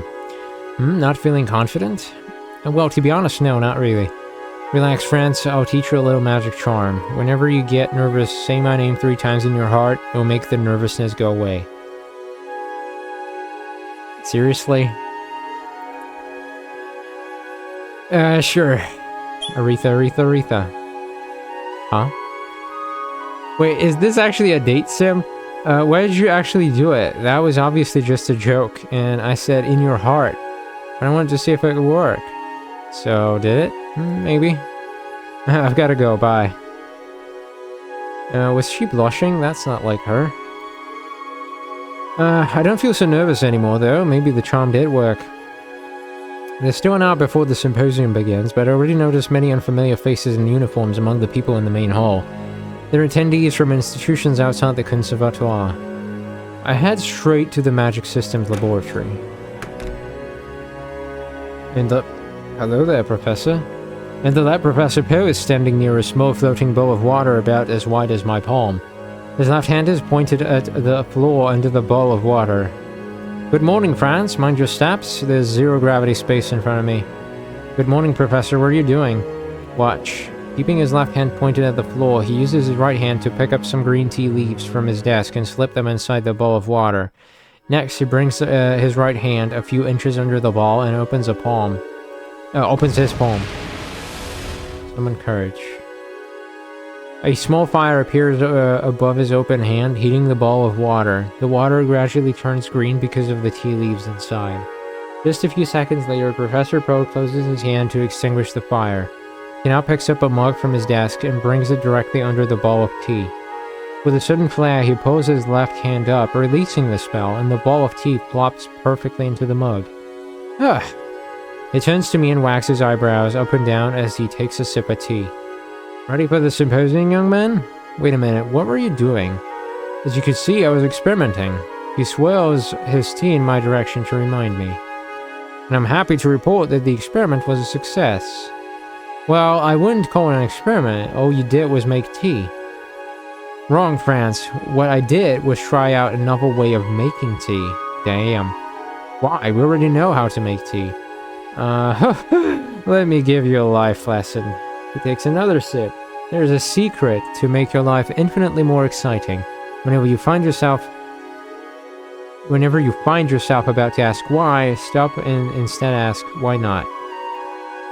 Suppose someone said to you, let's make a carriage that doesn't only fly but also spins in the air. Your first instinct would be to ask why, because you know that flying straight would be easier and more efficient. But that's not a reason not to make a spinning carriage, it's merely a reason to make a carriage that flies straight. No one will stop you if you want to build a spinning carriage, because why not? The day we stop asking why not will be the day we stop innovating, which may also be the day we stop advancing as a civilization. The breadth of human knowledge is an accumulation of acting upon the why nots. That's true. How'd you make a spinning carriage? I'll show you someday. I'm not sure I want to know. I think I'd get nauseous. Yeah, I'm ready for the symposium. Very good. Let's go. He gulps down the rest of his tea and we're off. With Professor Poe walking beside me, the unfamiliar faces that 10 minutes ago never bothered looking in my direction now try to approach us just to greet and exchange handshakes with the professor. Everybody seems to recognize you. Oh well, I've worked with lots of institutions over the years. In fact, Professor Poe is all but a celebrity in research circles. When he was young, if you said this in front of the professor, he'd quip that he was still young and hot. Professor Poe successfully solved one of the many long-standing mysteries of magic. His research answered the question of how the water, fire, rocks, and wind that magicians summon are made of elements that already exist in nature. So, for example, when we cast water, the water is summoned from a nearby sea, and eventually it finds its way back to the sea. Nothing is gained. Coca-Cola, nah. Most people are familiar with this book and the subject, if not his name. The title is Whence Magic Comes, Where the Magic Goes, or Why Overture Isn't Drowned in as a Giant Flood After 3 Centuries of Casting Water Spells. It looks like many people from the industry are attending this year. Yeah, MM alone is sending about 100 representatives. MM, Magical Mechanical? What other MM would attend a science conference? Well, fair enough. At home, I always see those 2 letters printed on my coffee machine. At the conservatoire, I read it on the lab equipment. In winter, I see it on my room heater. In summer, on the room cooler. All year long on my chronometer. MM, short for Magical Mechanical, is the largest magic machine manufacturer in Overture, quite possibly in the world. They have factories not only in Overture, but also in our colonies. We've arrived at the conference hall in the top floor, which is already packed full with the symposium attendees. Just as we're entering the hall, we bump into a beautiful woman. Wait, isn't that her? What's her name? Aretha or something? Oh, Professor Poe. It isn't. Okay. Why if it isn't Dr. Alanis Blyton? How are you? I'm fine. I hope you're too. Yeah, but of course. The woman returns the professor's chuckle with a kind smile, and then her gaze shifts to me. Hi, Franz. Hi, Dr. Blyton. I didn't know you would be coming. I might be imagining this, but I feel her smile has turned seductive.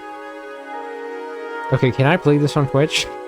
But I wouldn't miss my cute France's presentation for the world. Like mother, like daughter. Oh, it is. Yeah, right. She's her mother. That explains a lot. What a surprise. My student and Dr. Blyden are already acquainted with each other. I'm friends with her daughter. Oh, I see. I've heard that daughter of yours, Dr. Blyden. She's working on a very interesting project, I hear. I have nothing to do with her project. She came up with that on her own. I honestly don't know why the Conservatoire keeps inviting me to the symposiums, considering that I hardly do any work on magic these days. This is absolutely not true. Your work helps us understand the most important component of magic itself. Without saying anything, Dr. Blyden just smiles at the professor's remark. The professor turns to me. Well, you'll be sitting with the other presenters, right? I'll be watching with the audience. You should be giving this presentation instead of me. I've had my fair share of that, thank you very much. This year, I think I'll just relax and watch. Good luck, Franz. They both grin as they start walking toward the front row to join the other professors. I head to the seats in front, reserved for presenters. As I turn a corner, I almost run straight into a man. We both stop suddenly, surprised. Oh, sorry. He looks about my age. Is he a student from another conservatoire? But he's not wearing any uniform. Actually, from the way he's dressed, he may be an aristocrat, but I didn't see any other aristocrats. Oh well, I guess there really are all kinds of people attending the symposium. But I have a nagging feeling about this man. Have I seen him somewhere before? What the hell is this peasant doing, just standing and staring at my face, admiring my profile? Be gone! Hey, can you move? Sorry. I'm surrounded by idiots.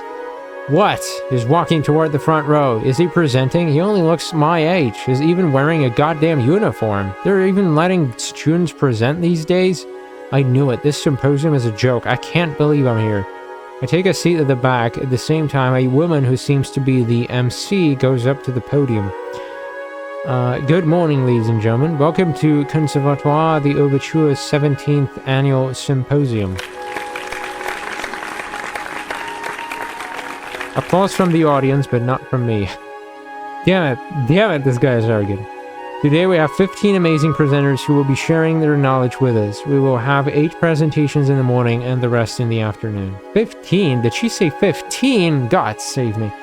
My father makes me attend this symposium every year. He says it's a good opportunity for me to experience the work of the greatest creative minds in the city firsthand, since I'm homeschooled and don't otherwise get to interact with academics.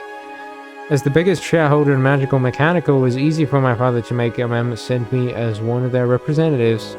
And it was equally easy for MM to send as many representatives as they wanted, them being the corporate sponsor of this event. Damn this luck. But before that, I'd like to call the headmaster of Conservatoire the Overture Mister. But seriously, this symposium is a joke.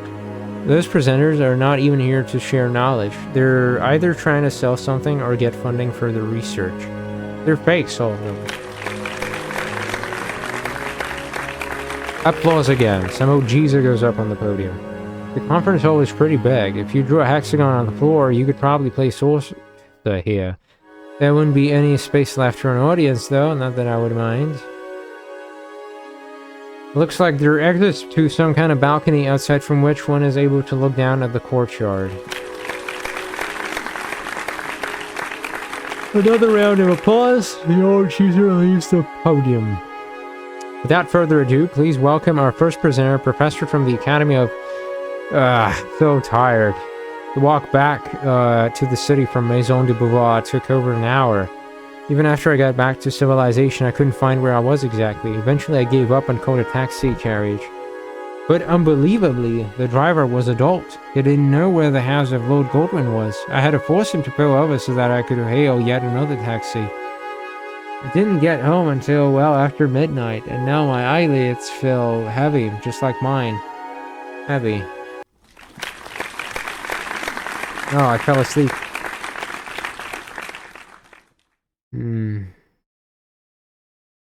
Hey, wake up, huh? Elise, wake up. Lunch break's almost over. Oh, we switched the perspective again? A girl dressed in the same factory uniform as mine is shaking my body. I peek up at her without lifting my head, which is resting on my arms as I'm sitting slumped over a desk. And that's my thumbnail number 2. Probably. Hey, Jude. Dude. Hey, dude. Are you awake? Not sure. Do I look awake? I'd say so. What with us having a conversation and all. I get up and stretch my arms. Half awake, maybe? That's good enough to work, though. That's right. I have to see Mr. Nailton. The what? The who? I leave Jude and head to my supervisor's office. I pause at the door and take a deep breath before knocking. Come in. Good afternoon, Mr. Nailton. What do you need? His tone is really cold. This isn't gonna be easy. I'm sorry, sir. I lost my mana potion. Can I get an extra bottle of potion? No. But, listen, Miss Elise Shelley, employees see... Listen, Miss Shelley, the rules state that every worker receives a bottle in the morning and another at lunch break. He's totally disinterested in my explanation. He barely looks up from his desk as he talks to me. I have to make him willing to help me somehow. I suck in a chest full of air and prepare to use the cutest voice I can muster. As far as I can tell from Maison, that means I have to just about squeal my request. Please, please, please, give me another bottle of mana. Pretty please. The expression of Mr. Nailton's face doesn't change in the slightest. Well, that was totally embarrassing for me.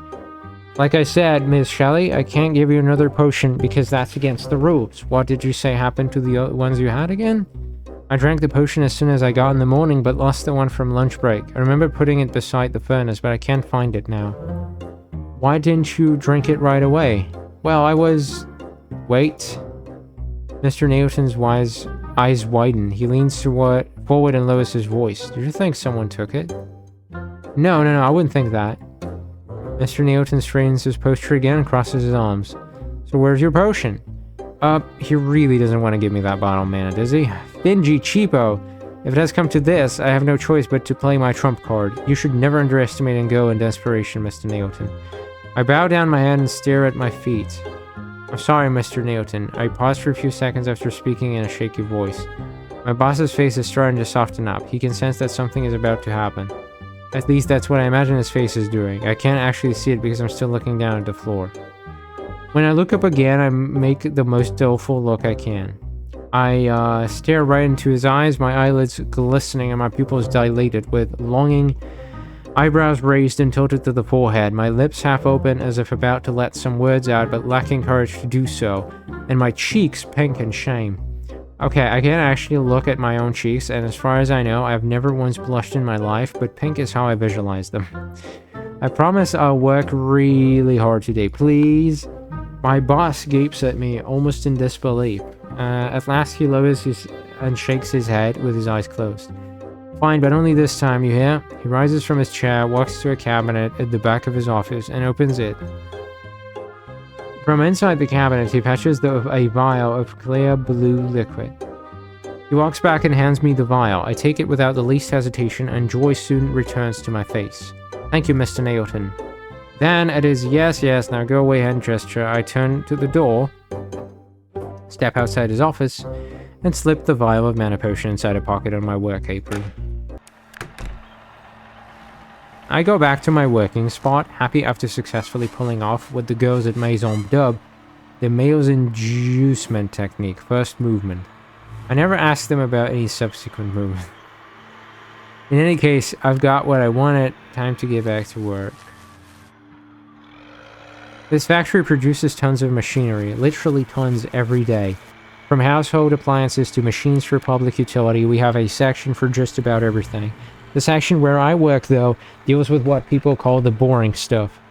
We make chassis for various kinds of machinery and assemble components from other sections into these chassis to produce final products. Meanwhile, engines like the mana absorption engine and the magic casting engine are made elsewhere and brought here for the final assembly.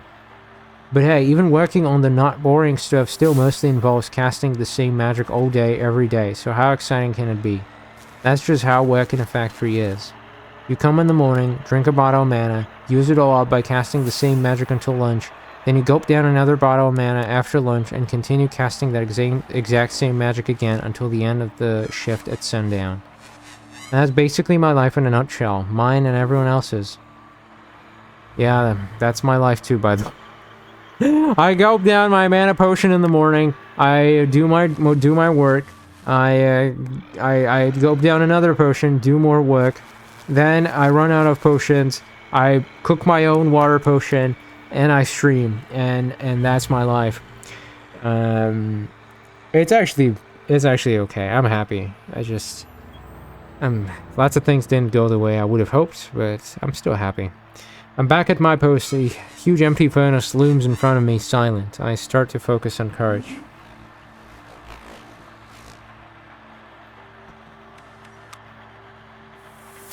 So Elise, did the boss give it to you? Had to use my feminine charm, but yes, he did. A clanging sound from the furnace calls my attention. I see that the furnace is now filled with chunks of metal. I think they're aluminum, or is it zinc? That have been dropped by a machine on the upper floor straight into the furnace. I reach out with one hand. What? Someone, a fire bursts out inside the furnace, and the chunks of metal are quickly swallowed by the flames. Did he take it out of your wages? I hope not. He didn't mention anything. Do they usually do that? If they like you, usually not the first time. Just don't make it a habit. I know. A minute later, the metal has turned completely into burning liquid. A small door at the side of the furnace opens, and the liquid streams down through a pipe that distributes it to several different shaped molds. One of the molds is right beside Jude, who has just finished gathering courage in her hand. Once her mold is full with hot metallic liquid, she places her hand a few inches above it. Nullify. They keep showing you these, as if it's like an important part of the game. Jude casts a spell on her. Maybe like later there's going to be combat and I'll have to memorize what you're supposed to use. Jude casts a spell on her, and heat starts gradually leaving the liquid, slowly transforming the molten metal into a solid chassis part. Jude casts a spell, and heat starts... wait, that's the same. At the same time, more chunks of metal are being deposited into my furnace. I cast fire again. Oh my god, am I gonna get the conveyor belt diaries? You know, my parents used to say that I have great talents in magic. They said I could become a mage. Too bad nowadays a magician can only become a mage if she graduates from a magic school. Well, you might never be a mage, but you are talented. Look at you handling that gigantic furnace while the rest of us have these molds.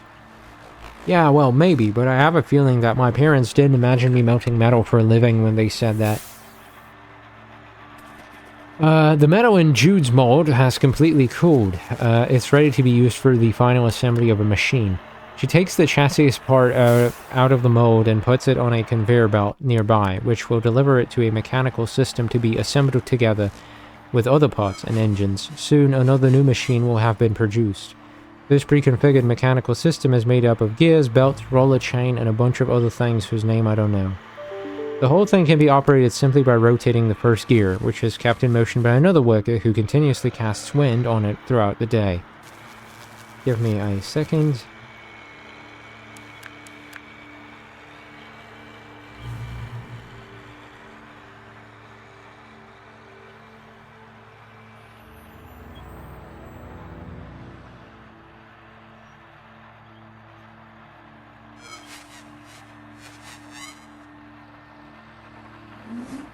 Oh, that's a lot.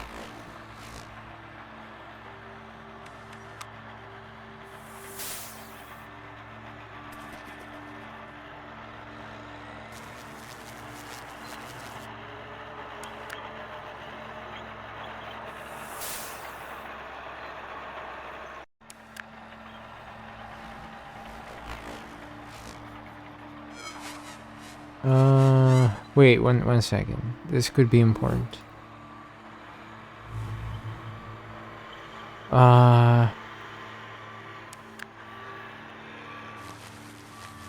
Nah, we're fine, let's go. Apologies for that.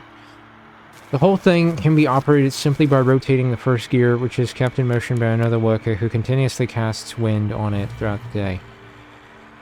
I guess they wouldn't have. All parents say this kind of thing about their kids, don't they? They're all like, oh my gosh, I can feel courage from my little baby girl. She's like, 1. Hello parents, newsflash, if your baby can't walk or talk yet, you probably can't get a good feel on her future magical talents. Ha ha ha, Jude casts another free spell on her mole. Nullify courage.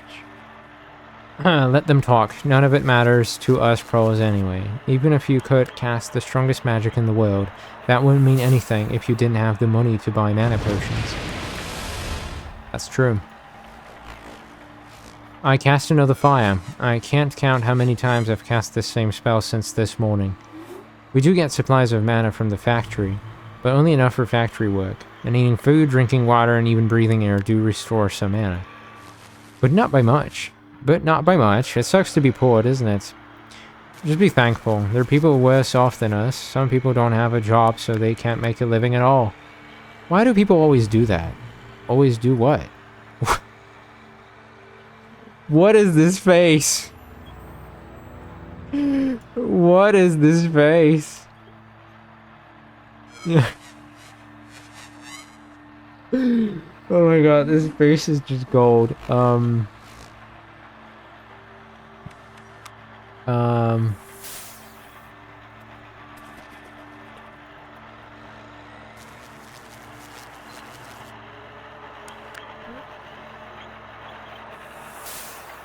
Jude looks honestly puzzled by my question, saying be thankful others have it worse. Why do people always say that? Is knowing that life can be even crappier than I thought supposed to make me feel better?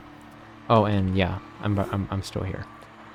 What do I say here? Yep, now that I realize just how much more messed up this world is for some other people, I feel so great in comparison. Jude gawks at me with a funny expression, like she wanted to laugh, but laughing felt wrong. She doesn't even look mad. It's more like her eyes were saying, really, Elise? Okay, I gotta say, sometimes some of these expressions are kind of off. We've both gone quiet. Ha ha ha. Ha ha ha. What? Oh, we're probably shifting a perspective to someone else, to the prince. Okay. Huh? I sit forward with a jolt. The presenter on the podium is demonstrating some kind of magic machine. I must have nodded off. So as you can see, I have deposited the chunks of metal into the furnace. I can simply put my hand on this pad like this, and then the furnace turns on and melts the metal. Once the chunks have melted, the machine automatically transfers the liquid to a mold of your own design and absorbs all the heat from the molten metal to turn it back into solid. There is also an option to connect the machine to the next system in your assembly line, so the finished part can be delivered to the next system automatically. Looking around, I see some servants picking up dirty plates from a number of tables in the conference hall. Looks like I slept through lunch. I overhear the conversation of two MM representatives who are sitting next to me. What do you think of that machine? Sounds like a great way to boost efficiency in our factories. I don't think so. It may sound that way, but there are hidden costs that we need to be aware of. First of all, we would need to hire technicians to maintain the machines. Then we'd have to retrain our existing workers. And who would repair the machines if they broke down? We could try repairing it by ourselves, but that would take time. It's easier to just ask the vendor to repair them, which is why these machines usually come with yearly support contracts. Finally, when the machines reach end of life, we would have to replace them with new ones.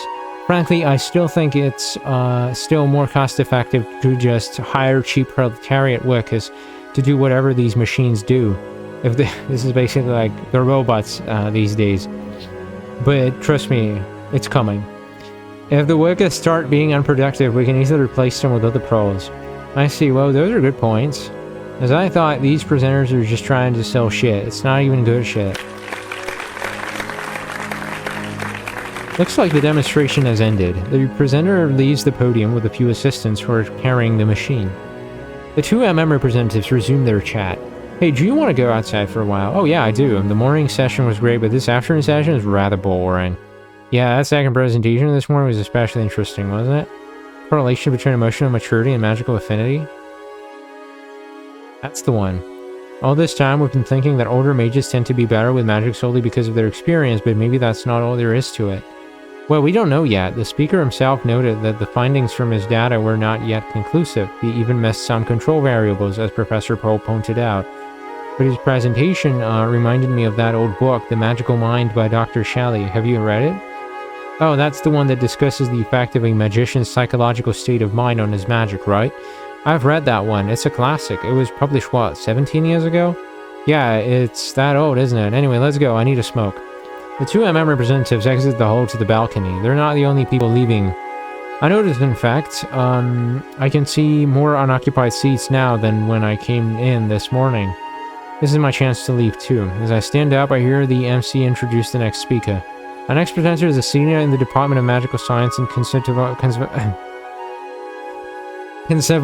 the Overture, who is currently doing research under the guidance of Professor John Poe. Ladies and gentlemen, Franz Byron. Isn't he that student from before? Good morning, everyone. My name is Franz Byron, and I want to talk about a research project I'm working on. The title of the thesis is Study and Analysis of Compassion-Based Magic and Its Effect on Inorganic Matters. Compassion magic, gods, what is it with people? Let me give you some background on why I'm doing this research. We all know about magic machines. Magic machines have benefited society in innumerable ways.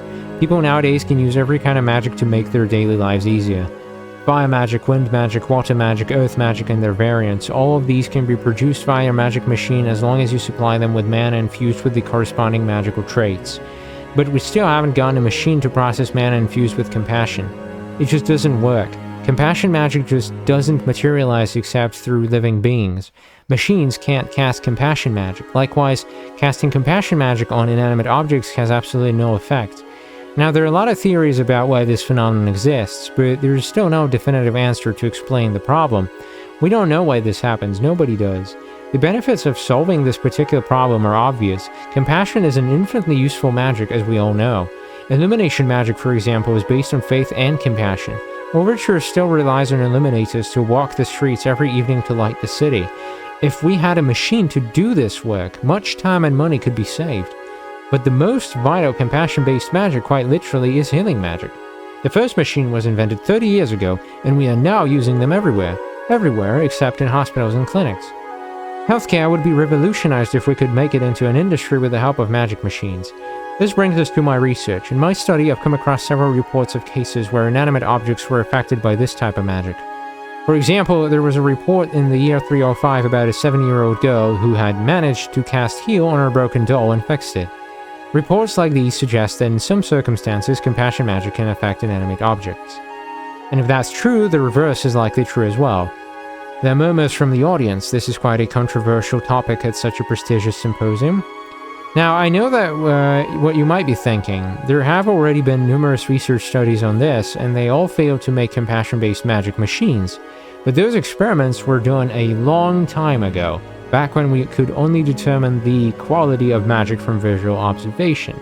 But thanks to recent advances in research, we now have methods to quantify magic. For example, by analyzing the water that is summoned with intelligence-based magic, we found that not all summoned water is the same type of water. Some water we summon is safe to drink, some isn't. Though most water has the same consistency as what you'll find in the Overture River, some water will cause corrosion on metal. We now refer to the latter as acidic. Continuing research has revealed the parameters needed to quantify different properties of water. Using these parameters, we can now calculate how pure the water we summon is reliably and consistently. Still further studies found how this purity level correlates with other magical parameters, such as the magical affinity of the caster and the amount of mana used in each spell. Of course, we already knew about this correlation long before that, but at the time, we had to rely on visual observation or other human sensory information to determine the quality of water. Now we can do it scientifically. Even before the water is cast, we can calculate it based on the caster's magical properties. The research that produced this result is relatively new, and its results are well known. But without it, we would not be able to, even now, create magic machines that reliably summon drinkable water. Similar results have been achieved with willpower-based magic. For example, we can now determine the type of rock that will be summoned. Discoveries like these have completely remade the construction industry. Being able to quantify magical properties means we can reduce magical science experiments to numerical data points. Simply having that data has led to innumerable advances in technology over the past generation. Still, we have never succeeded in quantifying the properties of compassion-based magic. This is a major part of what I'll be doing for my final year project. The student goes on to explain different kinds of properties that may be analyzed from compassion magic and the scientific methods to properly measure them to produce quantifiable data. To be honest, I don't give it even the slightest damn. Compassion magic is, as I've made remarkably clear for years now, an utter waste of effort in every theater but war. Some people in the audience seem to be listening very intently though. I don't know why. I think machines are a preposterous idea. If you're wounded, call a doctor to come and cast heal on your wound. It takes seconds. Finally, the student concludes his presentation. Once I collect enough data, I'll be able to analyze them to find out how compassion-based magic affects different materials under different conditions. If there's a strong positive correlation, I'll be able to form a scientific theory on this subject. The theory will be a strong first step. My hope is that it will inspire wider research in the field of magical engineering to figure out the lingering puzzle of the compassion-based magic machine. Thank you.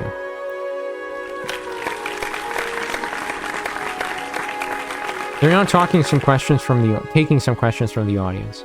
I've stopped listening at this point though. There's just no way compassion magic can be made to work on inanimate objects. It goes against the logic of magic. Anyone who uses magic can tell you that. It would be like burning water. However, for some reason I find myself thinking about his research topic, despite, or perhaps because of, how absurd it is. Compassion. After the questions and answers session has ended, the student goes back to his seat to a warm round of applause. At the same time, the next presenter gets up from his seat and heads to the podium. But the conference hall is emptying out as the afternoon wears on. The audience has halved since this morning by my account. After a while, the presenter student also gets up from his seat and walks towards the exit. Maybe I should go after him and talk for a bit. This will also give me a reason to leave the symposium. In fact, that sounds as good an idea as any. I catch up to him outside the conference hall. Excuse me. Oh, hi. Let me introduce myself. My name is Frederick Godwin. I'm here as a representative from Magical Mechanical. His mouth is agape for a second after hearing my name. Godwin is a name that carries weight in his town, thanks to my father, Geoff Godwin, the founder of MM. Very nice to meet you, Lord Godwin. I'm Franz Byron, a magical science student at this conservatoire. I think we ran into each other this morning. Lord Godwin is what people call my father. You can just call me by my first name. The student looks startled, but soon regains his composure. Is that really okay? Haha, alright, nice to meet you, Frederick. I was being polite, you damned peasant. He should at least have the good sense to continue to use my title. Despite my offer. What a little imbecile. Holy shit, this guy's arrogant. I was wondering why you picked compassion magic as your research topic. Why did I pick compassion magic as my research topic? Excellent question. I was wondering about that myself. My research topic is quite unusual, I'll admit. A machine that can work with compassion magic. Or a machine on which compassion magic will have an effect unbelievable. Bacana. So there was a report of a kid fixing her doll with heal, so what? I wish somebody would have pointed out the obvious. That's what is known as anecdotal evidence, in layman's term, unscientific. Well, unscientific is not technically a layman's term, but my point is that it is crazy to form a hypothesis based on unverified reports. That's true, in a way. I mean, but then again, hypothesis can be anything, really. I mean, the first machine was invented 3 decades ago, and for 3 decades we've known that machines don't work with compassion. It's not as if, during these 3 decades, our best scientists haven't been trying to make them do. The only reason I'm doing the research, of course, is because Professor Poe pushed it onto me.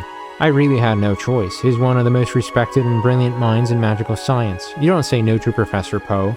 Gods, how ever am I going to graduate? Oh, yeah. Sorry, I was lost in thought.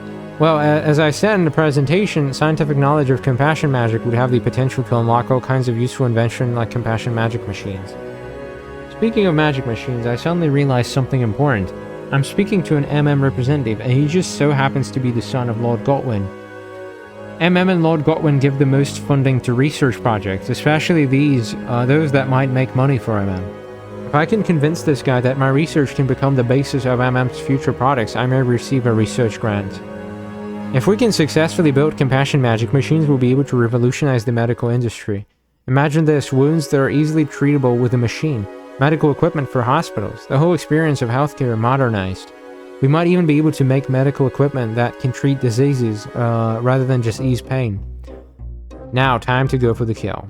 In fact, it would be a huge benefit for MM's bottom line if they could get into the healthcare business. They might even speed things up by funding the research. Haha. I stopped talking and waited for a reaction while observing Frederick's face. No reaction. Maybe I was being too obtuse. I mean, so I was thinking that if maybe we could talk about how my research could benefit MM in some way, that may be... Yeah, I think this is interesting. Excellent. Now I can talk about getting research funding. Well, good luck on your final year project. Talk to you later. Wait, what? Wait, I stopped Frederick from walking away. Well, I was thinking, will you have time to talk more about this? I have lots of ideas that I'd like to run by you. His eyebrows twitch, his lips are pressed tightly together. I don't have the authority at AMM to approve funds for research projects. I'm only here because my father, Lord Goldwyn, wanted me to attend the symposium. Oh, I see. Well, can you introduce me to someone who normally deals with research projects? No. He turns and walks away from me. Is there... He turns to me again, his eyes widen, lips pursed, like he just discovered a dog pooping on his front yard. But suddenly he smiles. I feel that something is wrong here, but then again, everyone smiles differently. Actually, there's somebody you can talk to regarding your research. He puts his hand into his pocket and takes out a crumpled piece of paper. Just go to that address. Seriously? Bruh. I read the address on the paper. I don't recognize the street name. Oh, thank you very much. Who should I speak with when I get there? Ask for Mata. Ask for Mrs. Beauvoir. Mrs. Beauvoir will be able to help you out. Got it. Thank you very much, Frederick. Oh, I see where this is going. So he's gonna go there, and Mrs. Beauvoir is gonna be the young lady, and the young lady has like crazy compassion talent magic or some shit, and they're both gonna be like, I don't know, breaking through, and then these guys are not gonna be happy with this revolution because they're gonna be losing money or some shit. I don't know. That's just a hypothesis. We're about to prove it, or disprove it. His eyebrows twitch again. Did I pronounce his name wrong? Don't mention it. He walks away. He doesn't look like he'll be coming back. Well, in fact, I don't have anything to do here either. Professor Poe has already given me permission to go home after I'm done with my presentation. I look at the piece of paper I got from Frederick, and I recognize the street name, but I know the district. It's a bit far, near the outskirts of Overture, but I can get there by omnibus. Maybe I should pay this Mrs. Beauvoir a visit. There aren't many students outside because most of them are still in class. I also don't see Aretha anywhere. The sun is still high. Looking at my chronometer, I learned that there's still more than 2 hours until the sun sets. I should be able to arrive at my destination before the end of the day. Shortly after I cross the street, an omnibus comes. At this hour, the omnibus is nearly empty, even this close to the city center. The commute took more than an hour, but I'm finally close to the place I'm looking for. Now I just need to find the place. I look for street signs. As soon as I find one, I walk over to it. Unfortunately, there are no signs that bear the street name written on the paper. But there's one that sounds familiar. I try going that way. I plod from street sign to street sign. Almost everything is unreliable. At times I have to double back and try different ways. After wandering for who knows how long, I find that it's almost sundown. I'm walking along a river, a stone's throw away from a big curved bridge that crosses the water. I head to the bridge and cross it. After arriving at the other end, I realize that I've never been in this part of the city. I continue strolling through a road that gets narrower with every block I pass. It's also getting dark, or rather gloomy. Has the sun totally set? I look around and catch a glimpse of a man in shabby clothing sitting on the dusty pavement near an intersection, his back rested against the wall of a dirty-looking bookstore. I avoid directing my gaze at him, but as I walk past him, I notice he is missing an arm. In fact, both of them. Holy shit. A feeling of pity for this man wells up in me. I now know why he is sitting on his pavement. Without hands, it's impossible to cast magic. Without magic, it's impossible to have any reasonable expectation of a good life. In this society, people like him are the lowest of the low. However small they may be in number, they are the sole level of society that exists without hope. I would sooner die than be like him. May the gods have mercy on him. Seeing this amputee makes me understand where I actually am.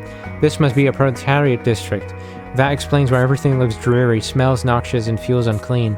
Why am I in a pros district? Did I get the address wrong? Finally, I find the sign that bears the street name I'm looking for. I follow the sign. Here it is. This is the address written on the paper. The house is big and luxurious, but it's not what I had expected. I double-check and triple-check the address, but this is really it. The name of Mrs. Beauvoir is even written above the door. Maison de Beauvoir. What is this place? This is definitely not an ordinary house. Should I knock on the door? The dirty-looking man starts to talk to me as he walks by. Oh, your first time, eh? What are you waiting for?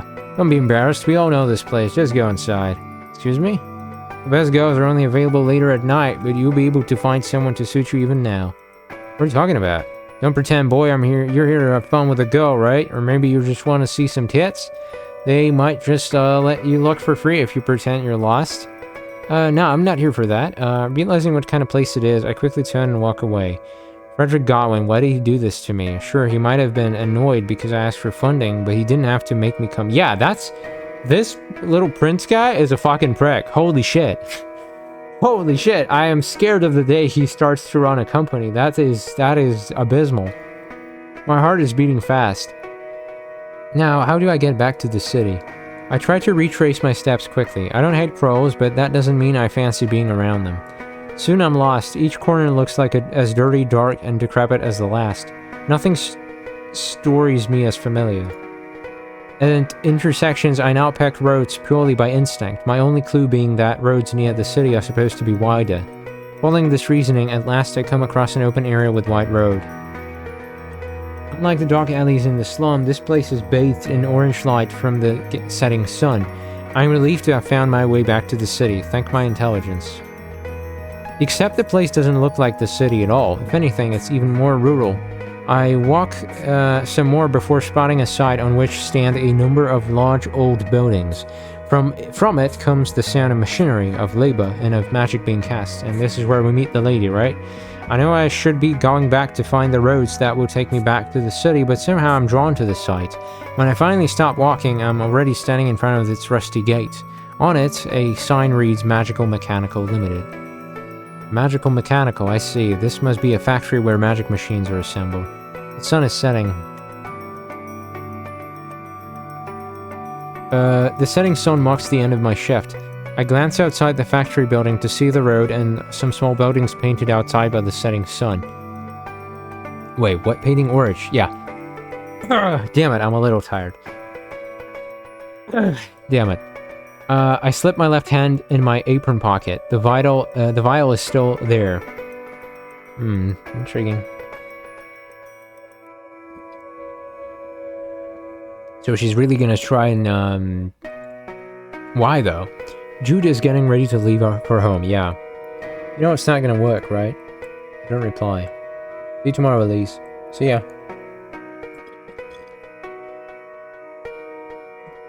I watch silently as Jude leaves the factory. When I can no longer see her, I too make my way outside, but instead of exiting the gate, I make a right turn. After circling the factory, I arrive and find what I was looking for.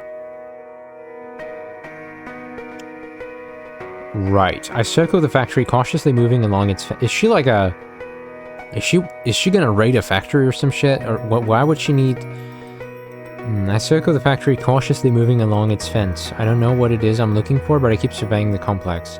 After a while, I find a small opening that leads to a place like a small backyard. I enter slowly but stop when I see someone, a girl. She's around my age, perhaps younger. She's dressed in a factory uniform. Her shoulder-length hair is disheveled, but it's not unsightly. A small braid runs behind her right ear, but not the left. The asymmetry makes her unusually special, especially considering her surroundings. She is sitting at an old piano that's set in the middle of this abandoned yard behind the factory building, as unusual and out of place as the beautiful lady who sits at it is in the middle of these slums. She reaches out to the piano with her right hand and gently presses a key right in the middle of the keyboard. Silence. Having failed to produce any sound with the middle F key, I try an octave higher to the right. More silence. Not surprising. This piano has been broken since the day it was made. Oh my fucking god, is she gonna heal the piano? Is she gonna compassion the piano and the guy's gonna have his brains blown? And then, I don't know where the story goes after that, but it's probably gonna go crazy. Not surprising, the piano has been broken since the day it was made, for all I know, but I always like to begin like this. My family had this same model when I was a small child, which I used to play many times. My parents even said I was pretty good at it, but we know parents say that about everything their kid does.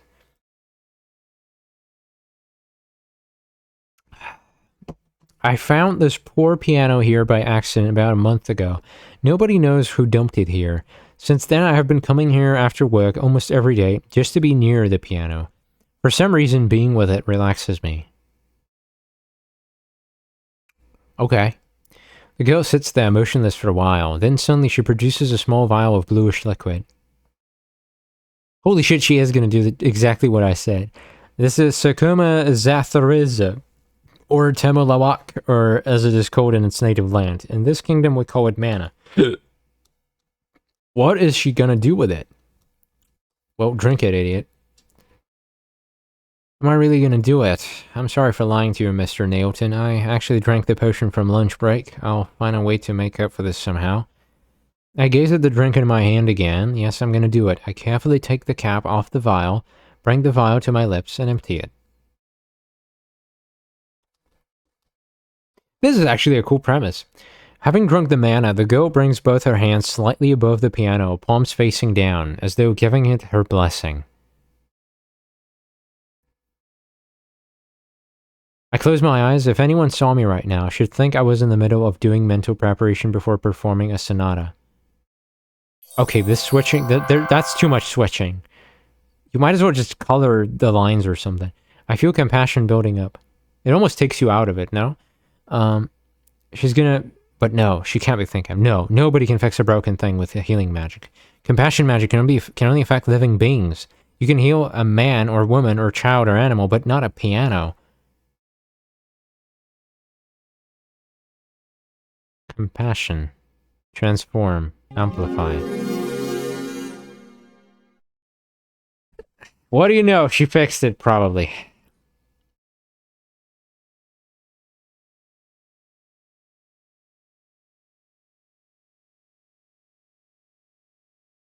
Oh, you're not gonna show me the...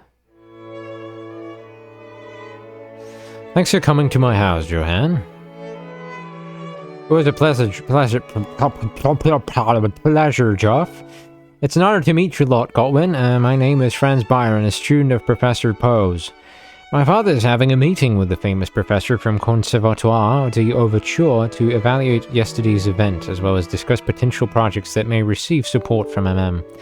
Because I attended the symposium yesterday, my father insisted that I be here. What a pain in the ass.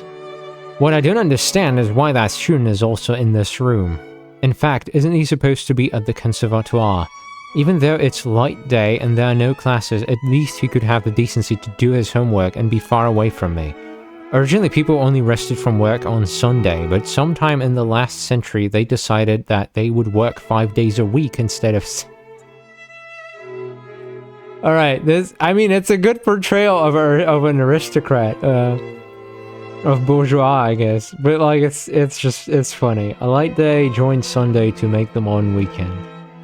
Oh, one moment.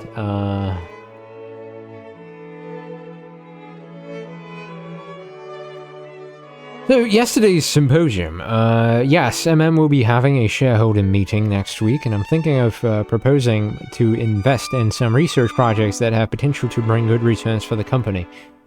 All our representatives have submitted their recommendations to me, but I also want to hear your opinion. Not all our representatives, Father. I don't remember giving enough of a damn to write a report. Ho, ho, ho! Now, I'm obviously biased, but if I may, I'd like to suggest my own student's research project. A student project? Which one is that? It's the one about the study of compassion magic, my lord. Oh, that. Any other projects that you can recommend, Johan? Father is harsh. He completely disregards Poe's idea without any comment whatsoever. My lord, if you're interested, I can give you more details about my research. Look at that. What is with these looks? My father eyes the student coldly without turning his head. I think I've heard enough details from our own experts. With all due respect to Professor Poe, your advisor and my friend, I have to tell you that our team of experts have decided that your research is unlikely to produce anything of value. Well, I think a scientific theory that will lead to the creation of compassion magic machines would be very, very valuable indeed. I think you misunderstand. I'm not saying that the result you're hoping to get from the research would be worthless. I'm saying that it is unlikely to yield such a result. A team of experts at MM have concluded that it's very improbable that your research will succeed. While I agree that the project is very ambitious, I believe it is still worth pursuing for. Even if it ultimately fails, we will surely gain valuable insights into compassion magic, which will enrich our understanding of magic in general. Johann, I agree with you, and indeed I commend the student for choosing to undertake this important research. However, MM is a business. Our goal is to not understand magic for its own sake. We require a monetary return on investment, either through a new product or improved functionality of an existing product. If your research is purely academic, you are better off asking for funding from the king. Oh ho ho, the Conservatoire itself is a public institution, so we're already being funded by the monarchy. Unfortunately, most of that money is used for operational costs. There's very little left for research. It is my turn to say something. I'm not sure why I was even called here. Whether father wants to fund this silly project or not is none of my business. Actually, just yesterday I think I might have discovered the key to making compassion magic work on non-living beings. I saw something very extraordinary near the MM factories. May I tell the story?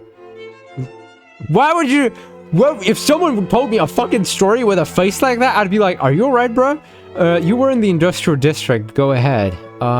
Yeah, well, I was lost in the Pros district yesterday, and from there happened to stumble upon an MM factory. Oh no. This guy's about to ruin that girl's life forever. Holy shit. The student gives me a quick glance before continuing.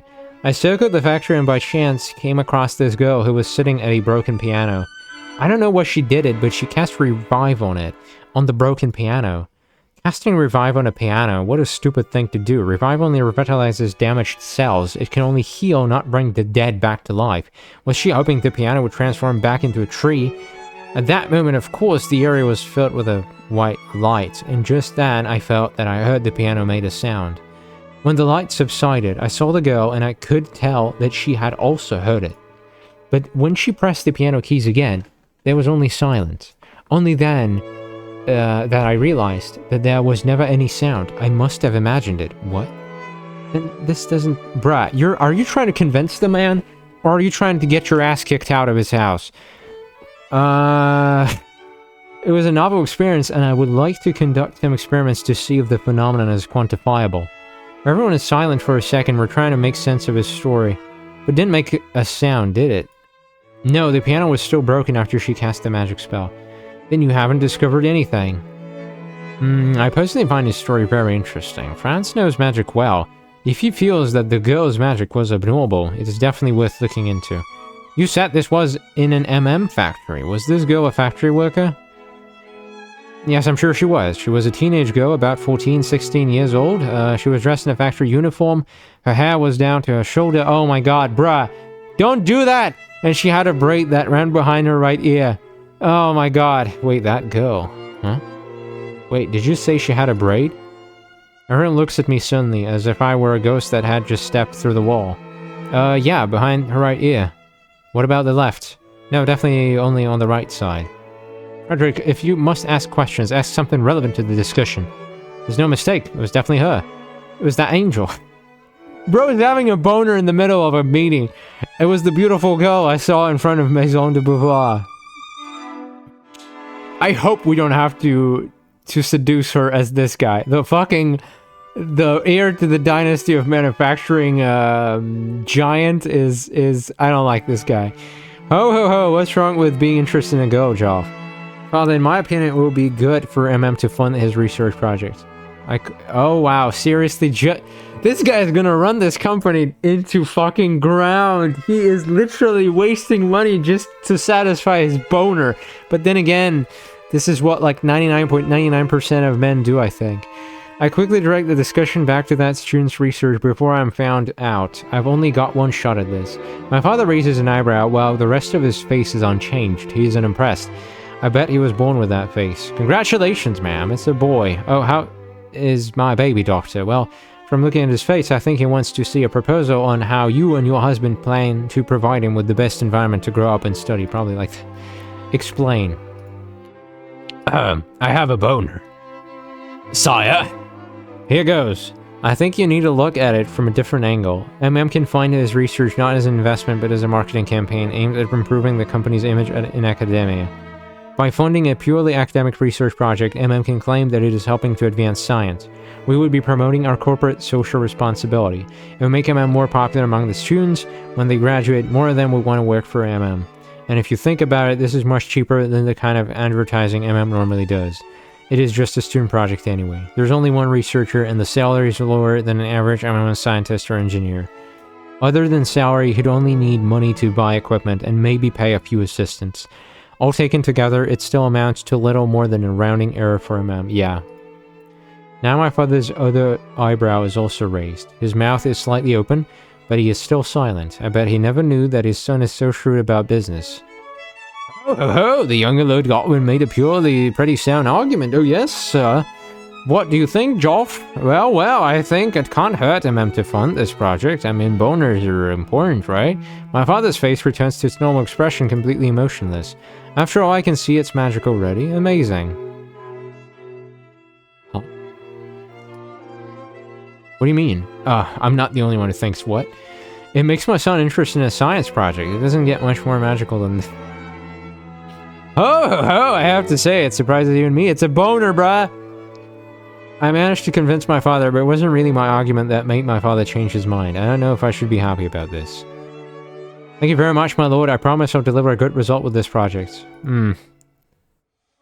Obviously, he doesn't believe us.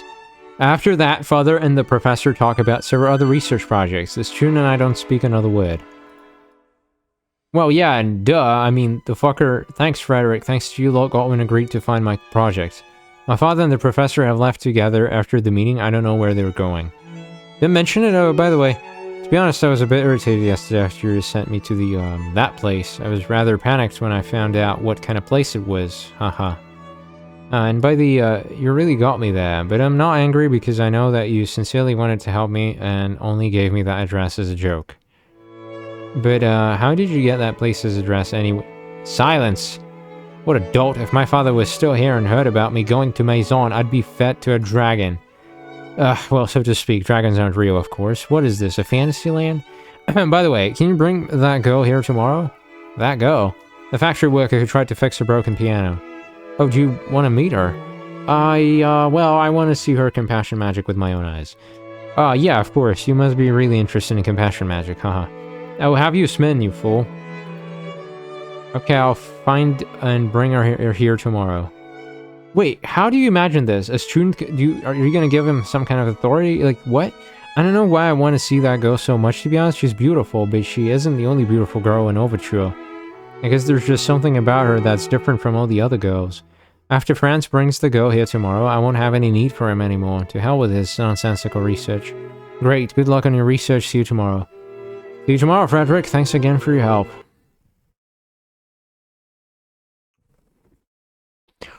I only made like one choice, and I've been playing for like 2 hours. I leave Lord Godwin's house feeling satisfied because I was able to secure funding for my research thanks to Frederick.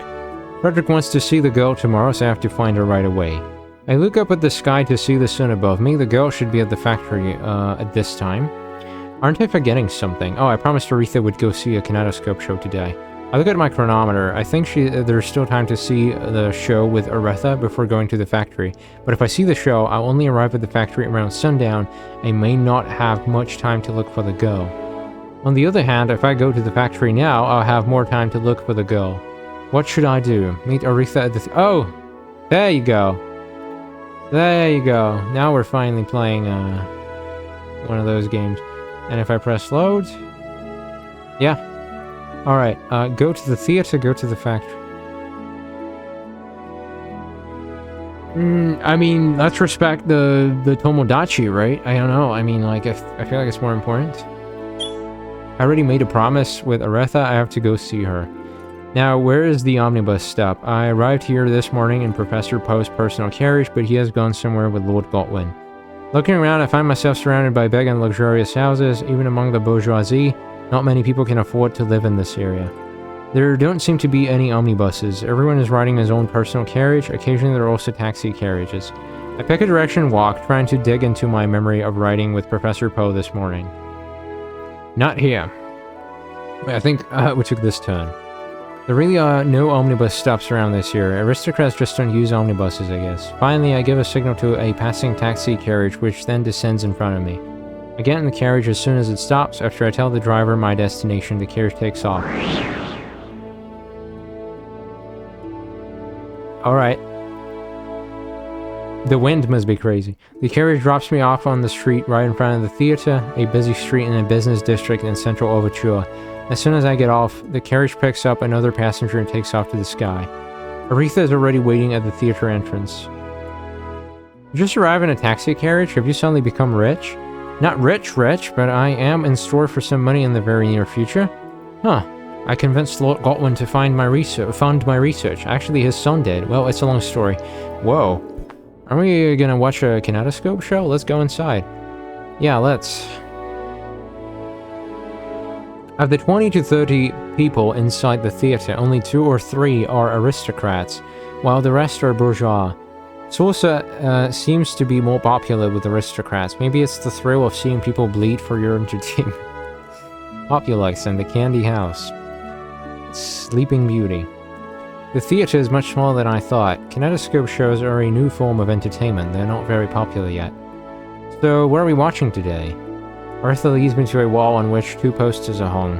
One of the posters shows a drawing of a young man in court-late dress, lying atop some kind of bed, and a young man standing next to her.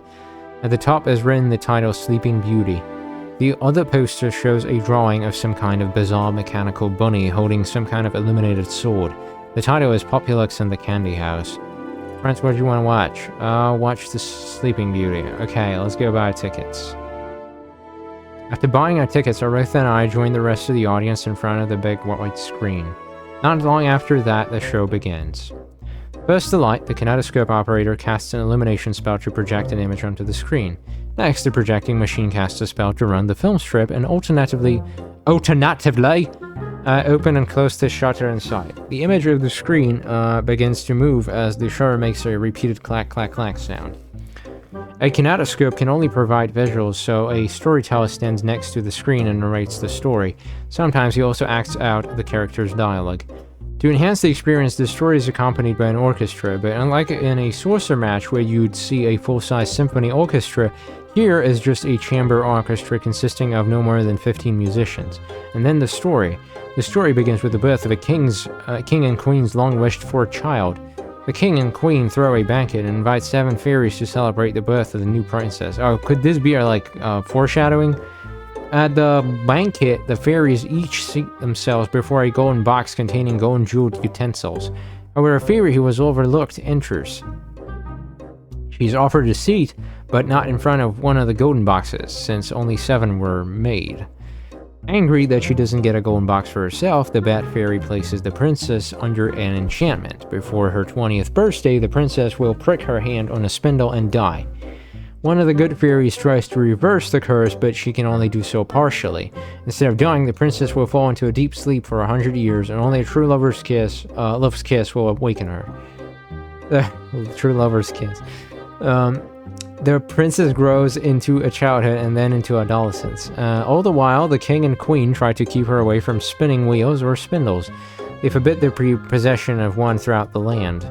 But one day, when the king and queen are away, the princess comes upon a spindle and the curse is at last fulfilled. The sleeping princess is then carried to the finest room in the palace and placed upon a bed of gold and silver embroidered fabric. Damn it, I'm a little tired. When the king and queen pass away, the entrance to the castle is sealed, and the good fairy uses her magic to summon a forest of trees, brambles, and thorns that spring up around the castle, shielding it from the outside world. 100 years pass. One day, a prince spies the hidden castle during a hunting expedition. He well knows from legends told to him when he was a boy that within the castle lies a beautiful princess who is doomed to sleep for 100 years, and he knows how to break the magic spell. The prince braves the tall trees and brambles and thorns and enters the castle.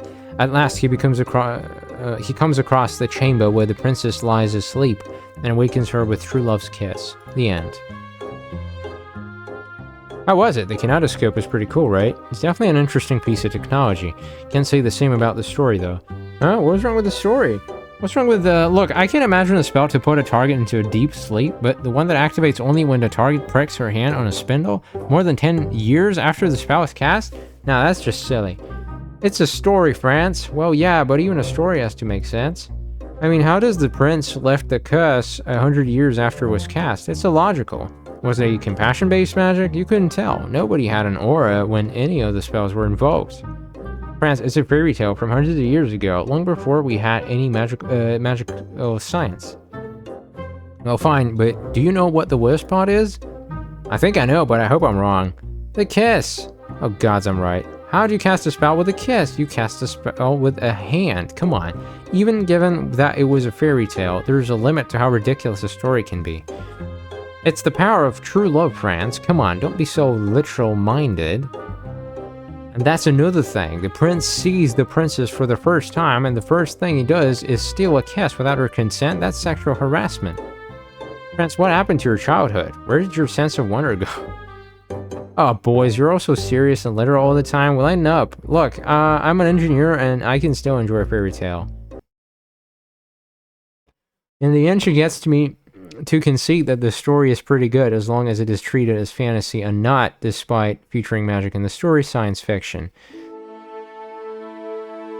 Are you going home now? I actually have something to do. I look at my chronometer. It looks like I have to go now if I want to arrive at the factory before sundown. I need to look for something. Are you looking for sense of wonder? I'll help. I'm not looking for my sense of wonder. I keep it stuffed under my mattress at home. Okay then, see you on Monday, friends. Yeah, see you on Monday. Now I have to go to the factory and look for that girl. Having nothing to do while sitting alone on an omnibus gives me ample time to think about my research. I'm still not sure if I'll be able to find anything new from the research, but if I can get the girl to help, I should at least be able to produce some interesting experimental data. Like Professor Poe said, even if the research ultimately fails, it will be okay as long as I can add to the literature about compassion magic. I can just point out any random deviation from normal results and mention anything that correlates with that finding. I'll end the paper by noting that nothing conclusive can be inferred yet from my research and further studies are needed to formulate theory. The rest is up to my writing skill. Writing skill is important too. Running my thesis through a few drafts will make it shine, even if the paper doesn't offer a scientific breakthrough. I worry about Frederick though. He seemed genuinely interested in this research, but I'm not very confident that I'll be able to replicate what I saw yesterday at AM. Well, haha, that can be a payback for the... I agree. You know what? This is fair. But what was I feeling back then when that girl cast her spell? Why was I so sure that she revived to the broken piano? Why did I feel that I had heard of notes? What was so different about the way she cast her spell? I get off the omnibus on a street nearby the factory. I walk along the city street towards the factory. It shouldn't take me long to get there. The street is quieter. While I'm walking, I spot two people in the distance who strike me as odd because one is a bourgeois woman and another is a proletariat man in an unusual getup. Watching closer, I realize that the man is assaulting the woman. Give me your money and mana potions. I'll give you everything, please don't hurt me. The woman is whimpering as she takes out her money and mana potions from her purse. Here, please let me go now. There you go, Shirley, in just a second. Please don't. Holy shit, bruh. The man strikes the woman hard, sending her body tumbling to the ground. Looking down at the woman, the man pops the cap off a mana potion, swigs it down. Holy shit, bruh. You know, these things taste a lot better outside the factory. An aura of intelligence emanates... I wouldn't call it an aura of intelligence, but sure. It bothers me to see someone so unintelligent. Yes! My thoughts precisely. Summon. Oh my god, is he gonna fucking... A bucket full of water gushes out from his hand. It doesn't physically hurt the woman, but now she's completely drenched. Well, little lady, now you're all wet. Maybe I should drag you back to our place and get you a dry set of clothes. Our place? Who's she referring to? The woman notices me then. Her eyes are pleading.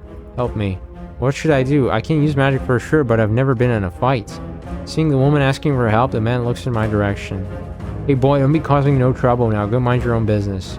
Oh damn, this is bad. I quickly gather my faith and pray to the gods that my wind will be strong enough to throw him across the street. The man is preparing another water spell to attack me. He's using more mana than last time. I have to send him flying before he can unleash the water. It sort of happened on its own. All of a sudden, a bolt of lightning rips through the sky and strikes the man on the head. The sound is so loud that it hurts my eardrums. Standing over the unconscious man is a policeman whose magical aura is still very strong even after unleashing his magic. In a city where every citizen is capable of using offensive magic spells, it is the police's job to keep everyone in their best behavior. That's why one has to be a very powerful mage in order to join the police. Ordinary magicians aren't accepted. The police officer picks up the money and mana potions the man took from the woman and walks to her. Are you alright? He hands the money and potions to her and helps her to her feet. Yeah, thanks to you, officer. Be careful out here. There's a group of pros going around who target the upper classes. Can you walk? Yeah. Please come with me to the police station. I need you to give us a statement. Our medical staff will also take a look at you. Okay. The officer walks back to me. What were you doing there? I was just walking through when I saw the man assaulting the woman. It looked like he was gonna attack me as well. I was trying to defend myself when you came. I see. Please be careful. These people are getting more dangerous. These people? He gives me a sharp look. Libertans. They're members of Libertad, a group of extremist proles. They hate the bourgeoisie and the aristocrats. Oh, I see. It's not hard to guess why they hate us. Can I go now? The policeman thinks for a second. Yeah, get out of here. Just be careful and try to avoid going to a pro's area if you can. Okay, I can tell him that I can't tell him. The policeman picks up the unconscious body of the Libertan and carries him on his shoulder. Then he and the woman get on the policeman's carriage and fly off. Despite the warning, I resume my quest to the factory. That's rather cool, if I do say so myself. I'll have to tell Aretha at school on Monday. If you survive the journey, that is. I found the factory again with little difficulty, and now I just need to find that girl. The sun is already bright red. I watch the factory workers who are already leaving the factory, but it's not easy to find one girl among hundreds. I stand outside entrance for several minutes, but I still haven't seen the girl. It's no wonder, the factory is huge and this isn't the only exit. What if she leaves through another one? I circle the factory while watching the workers as closely as I can, hoping to catch a glimpse of the girl. After walking a few hundred feet, I come across a backyard. It's the same backyard I found yesterday. Not knowing where else to go, I enter through the small opening I went through yesterday. Of course, this is where I found her yesterday. But this is where I can find her again. She's sitting at the piano, just like yesterday. Hello there. Hello. This is awkward. It is times like this that I wish I had Aretha's sociability. Were you just, playing the piano? Of course she wasn't. The piano's broken, but I need a conversation starter. What if it isn't? The girl stands up and inches closer to me away from the piano. Yeah, but no. Come again? I mean, I was practicing the piano, but you see the piano is actually broken, so actually I was just pretending to play the piano. Oh, but I'm sure you played it perfectly. That's not true at all. I made 3 mistakes. I see. Well, since the piano didn't make any sounds, I don't think anybody noticed. Yeah, I guess. It'd be nice if we could repair it, though. The girl's eyes gleam when she hears about repairing the piano. Yeah. By the way, I'm France. Elise, nice to meet you, France. Nice to meet you, Elise. By the way, why are you here? Are you an engineer inspecting the factory? Well, actually, I tell Elise about my research and how I had seen her try to revive the broken piano yesterday. What? You saw me yesterday? That was embarrassing. You must have thought I was strange trying to revive a broken piano. No, in fact, please don't tell anyone. Like, seriously, pretty please? Too late. I've told Frederick, Lord Goldman, and Professor Poe. Why? Because, Elise speaks softly, I kinda tricked my superior into giving me an extra bottle of mana potion so I could cast a spell on the piano. Oh, don't worry, it's not gonna be a problem. Ah, thanks. He looks relieved. I never thought about it yesterday, but a factory worker couldn't normally have had enough mana left after work to cast Revive. Oh, yeah. So are you gonna try again? Try what? Reviving the piano. My supervisor will kick me out of the factory if I ask for mana potions again. Oh, really? Well, I can get your potions. What? Actually, I belong to a research project that's interested in learning more about how compassion magic works. Elise, let's fix the piano. You could help us a lot by just trying. But is that even possible? Compassion magic doesn't work like that. Well, we don't know that for sure. I mean, you almost did it yesterday. Didn't you hear a sound from the piano when you cast your revive spell? Ah, so it wasn't just me. That's right, and that's why you've got to try again. Don't worry about the potions. I can get you as many as you need until we're able to fix it. If we can figure out what happened yesterday, it would change the world. Elise turns to face the piano. She reaches out her hand to touch the piano slowly. I don't know whose piano this was, but it reminds me of the one we used to have at home. Well, the house I used to call home. My parents bought this same model when I was 4. I played it all the time, like all the time. I was wondering how a pro was able to learn to play the piano, but from what she just said, I understand that she must have come from a bourgeois family. I'm curious how she fell into this life. Where are her parents now? Okay. She turns suddenly and points a finger at me. I'll help you with your research. Let's fix this piano. Great. Let's do this, Elise. Yeah. I'm definitely gonna make this piano sing again before I turn 16, haha. I don't know what's so significant about turning 16, but sure, I laugh along. Haha. Oh, by the way. Yeah, there's someone that I'd like you to meet tomorrow. Who? His, my friend, my sponsor. Is this important? These games and these choices, sometimes something super unimportant could be like a lifesaver.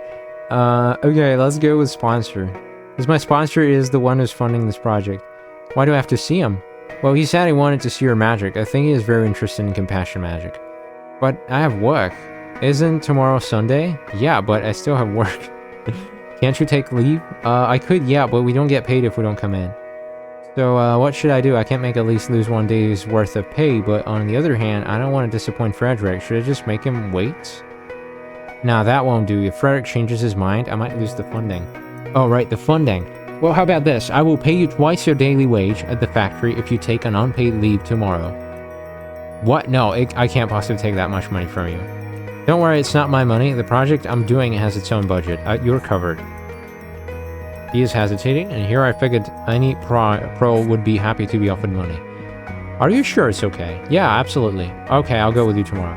Great. I tell her the location of an omnibus stop between this area and my apartment where we'll meet tomorrow morning at 9. Alright, now I need to tell my supervisor that I won't be coming to the factory tomorrow. Sounds good. I'll see you tomorrow.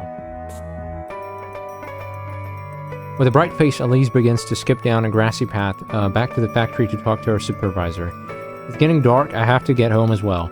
I'll take an omnibus this time. A trip by taxi carriage can easily cost more than a factory worker's daily wage.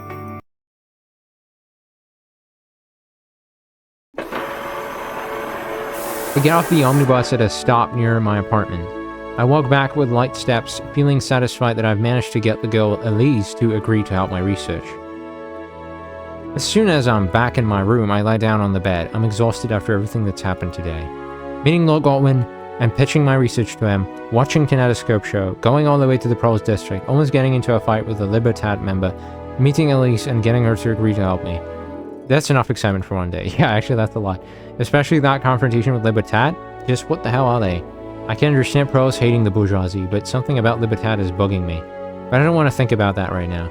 I don't want to think about anything. I'm tired. So tired.